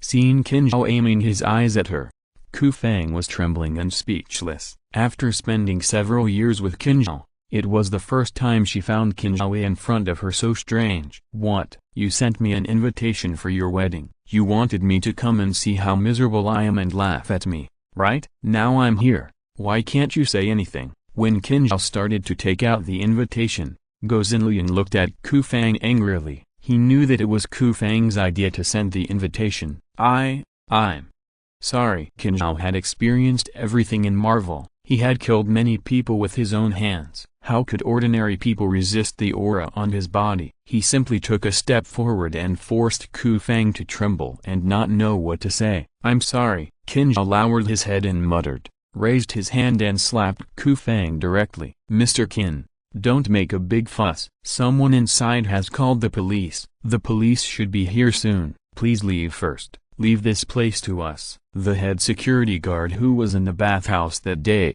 still wearing a black suit, ran to Qin Xiao respectfully and said, okay, sorry to bother you, brother. I forgot to deliver the last gift for me. Don't worry, Mr. Qin. After a long time of fussing, Qin Xiao patted his butt and got on the Rolls-Royce and left. He rented the Ferrari team, so naturally someone drove the car back. Qin Xiao had just left when a video suddenly appeared on the huge LED screen outside the hotel. It was a picture of Ku Fang and a man having sex on the bed in the hotel. Then the picture flashed and it became a picture of Go Xinliang and another woman. Finally, the picture turned to a picture of Go Xinliang and Ku Fang quarreling in a room. At first, the two accused each other of being too blatant and cheating outside. After a few words, they turned back to the matter of deceiving Qin Xiao together to sign the shareholder agreement. Ku Fang pointed at Go Xinliang's nose and said that if it weren't for her cooperation, he wouldn't be in this situation today. Go Xinliang cursed Ku Fang for being a scumbag, saying that it was obviously because of her greed that she teamed up with him to cheat Qin Xiao. In short, the two of them shirked responsibility, and they explained everything about how they cheated Qin Xiao. As soon as the 3 short videos came out, the whole audience exploded. Soon the police arrived at the scene and finally ended this farce. The group of black suits that Qin Xiao found didn't beat anyone at all. There were just some reasonable pushing and shoving, and the daggers that were taken out before were all magic props bought from the small commodity market. These gangsters who wandered on the edge of society and the law handled these problems one by one. It was nothing more than going to the police station and making a circle and then coming out. There were two really serious things. One was the 2 slaps Qin Xiao slapped, which was already a relatively serious act of injury. There was also the last conversation between Guo Xinliang and Ku Feng in the video. But these two things can be left or right. As long as the parties involved do not pursue the matter, there is no need to bear criminal responsibility. When Guo Xinliang opened his eyes in the hospital, it was already afternoon. Qin Xiao's slap not only broke all his teeth, but also caused a slight concussion. The hospital said that you are fine and you will be fine after a few days of rest. Your aunt and uncle went to see off the relatives at home. What happened? Liang Tsai? You and Ku Feng jointly defrauded his ex-boyfriend's company. Is this true? Guo Xinliang's cousin poured a glass and said, "Cousin, you." Ouch. Guo Xinliang felt a burst of pain in his cheeks when he opened his mouth. Cousin, who told you this is? Guo Xinliang's cousin knew that the matter was almost true by looking at his expression, and coldly threw a mobile phone over. It was the 3 videos played this morning, except for the first 10 seconds that were not recorded. Everything else was clear. This is impossible. How could someone secretly take a photo of this? Qin Xiao. Guo Xinliang knew exactly what all of this meant to him. Even if he didn't have to go to jail, he was afraid that everything he had now would be blown away by the wind. By the way, cousin, where is the big gold coffin from the wedding? Is it still there? Guo Xinliang remembered the coffin now. It was made of pure gold. Even if he was ruined and had nothing, as long as the coffin was there, he could still go back to his hometown and live a good life. After you fainted, Qin Xiao slapped Ku Feng again and left. Before the police came, the group of men in black suits took the coffin away. Before they left, they cursed and said that you didn't know the value of things and didn't even want such an expensive gift. Guo Xinliang was so angry that he opened his mouth and a mouthful of blood spurted out from his gums, with a bright back tooth. Chapter 50, Entering Again. Brother Qin, I've heard from the brothers below that your trick is really amazing. Wreaths, paper money and coffins. Go to someone's wedding. Haha. It was still the KTV in the entertainment city in the eastern suburbs, in the 888 internal reception box. A man in his 40s, with a square face and a generous look on his face, was holding a wine glass and talking to Qin Xiao. The man's name is Xiao, and his name is very old-fashioned, and it's a bit ridiculous to match this surname, but he is a man with a great reputation in the entire underground world of the Magic City. The environment is becoming increasingly severe, and some so-called social brothers who are not up to the standard of stealing and killing are almost running away or going to jail. He can walk in the gray area in this environment and build such a large entertainment city. He is definitely a very skillful and intelligent existence in the mixed society. Qin Xiao spent 2 million a day. It was not a big deal that he didn't fight or hurt anyone, and it was not a big deal to gather a crowd to make trouble, so this time it can be regarded as a happy ending. The matter was done smoothly, and the money was earned happily. Besides, the 2 million was just a beginning. Brother Shi, thanks to you, your brothers work so well, otherwise, my drama wouldn't be so exciting. It's just to collect money. You're too polite. Xiao laughed, raised his glass and clinked it with Qin Xiao again, and said seriously, Brother, the coffin was not given to them at all. The brothers got it back. What do you think we should do with it? Take it to your own place or melt it into gold bricks for you. Xiao's service was quite thoughtful. Qin Xiao was not hypocritical, and he didn't think it was a one-time deal. Then he waved his hand. How can you take back what you've given away? Coffins, the so-called promotion and wealth, since that couple is not lucky enough to enjoy it. Brother Shi, if you don't mind, just consider it as my hard work fee to Brother Shi and the brothers. To be honest, they threw out 2 million when they met for the first time,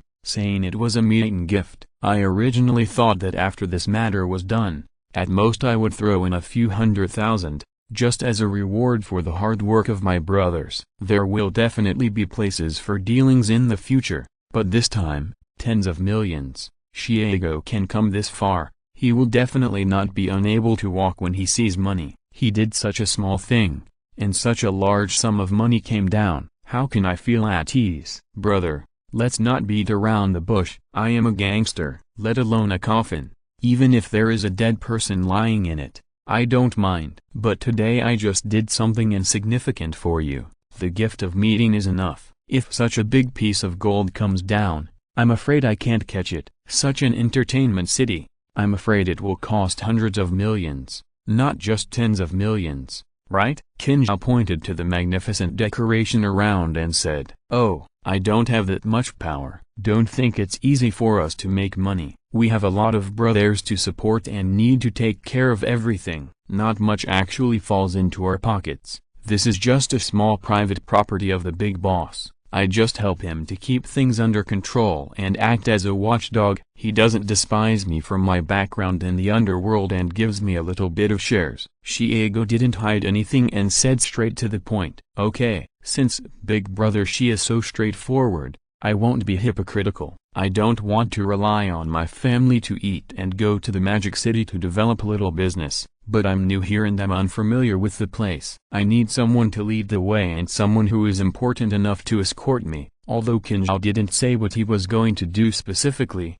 it must be a serious business. He just needed some people to run errands and help find people in the local area. If there are any troubles in the future, it would be good for someone to help take care of it. He himself doesn't have any friends in the Magic City. For example, this time, he didn't even have a way to rent a Ferrari team. And it was Xiao who came forward to get it done. With such a reliable and sensible local boss around, it would be much more convenient to do anything. After both sides talked it out, Xiao felt relieved. But he still kept a secret. Regarding the golden coffin, he only said that it was a discount for a membership card here, and Qin Xiao could come and spend at any time in the future. It was nothing more than a different statement to leave a way out for himself. Qin Xiao didn't mind. There would be many opportunities in the future, and he would slowly deal with them. Regarding the troubles with Gozinlian and Kufang, Xiao helped Qin Xiao find a lawyer. In exchange for returning the company's shares and compensation, Qin Xiao did not sue the two people. As for Qin Xiao's injury, the two of them naturally did not dare to pursue it. With Xiao, an old man, they soon found out how much money they had. In addition to the company's shares, the amount of compensation was almost the last bottom line for the two. They were left with nothing and some debts, and the things at the wedding ruined their reputation. They definitely couldn't stay in the Magic City. Xiao was afraid that Qin Xiao would not be satisfied, so he drank too much and spoke to Qin Xiao mysteriously. Car accidents, drowning, all kinds of accidents. Even if two people with AIDS seduced the couple, it's okay. They betrayed their brothers and seduced their sisters-in-law. I can't stand this kind of traitorous bastards the most. Qin Xiao smiled and shook his head. As long as the two of them were no longer in front of him, it would be fine. Things have turned out like this. The two people who are used to living a luxurious life will definitely live worse than dogs in the future. I can cross here and get the system more or less, and they also have a part of the credit. There is no need to kill them all. It turned out that Qin Xiao had no interest in the company's shares. After getting them, he sold them to venture capital at a low price. Qin Xiao invested 5 million in the company at the beginning. After selling these shares, he directly got more than 80 million in cash. It is already a big profit, and it also makes up for the money spent during this period. After finishing these messy things, Qin Xiao began to entrust Xiao to help him find a place in the city. He planned to set up a high-tech company, use the artificial intelligence designed by Tony to open up the market and gain a firm foothold in the Magic City. Site selection, registration, headhunting, company recruitment, all have others to help run errands. Qin Xiao suddenly entered a stage of doing nothing. It has been more than 20 days since the return, and it is enough energy to travel again. Bored, Qin Xiao began to ask the system, if I travel again, do I still need to advance the plot for a stage before I can travel back? Yes, the Marvel world needs to advance a big plot before the host can choose to return. System, then is there any way to let me switch between the Marvel world and reality at will in the future? Qin Xiao asked. I don't have enough authority. I can only tell the host that this restriction will definitely change in the future, but it is difficult to switch at will. The specific changes will naturally be known after the host becomes stronger. Okay. Qin Xiao nodded and started the journey again. Finally, It has reached 100,000 words. I will update 4 times a day starting tomorrow. I'll see how long it will last for Ultraman. At least it will be fine this week. Today, it just reached 100,000 words. This is the first time the website recommends traffic. If you like this book, I hope you will add it to your bookshelf, give it a 5-star rating, and click on the urging button. These data are very, very important for a new book. Thank you everyone. End of this chapter. Thank you very much for reaching the end. Don't forget to like. Looking for more exclusive content and immediate access? Subscribe to our Patreon. Remember, every like, subscription, or donation encourages us to continue. Thanks to everyone. See you in the next video.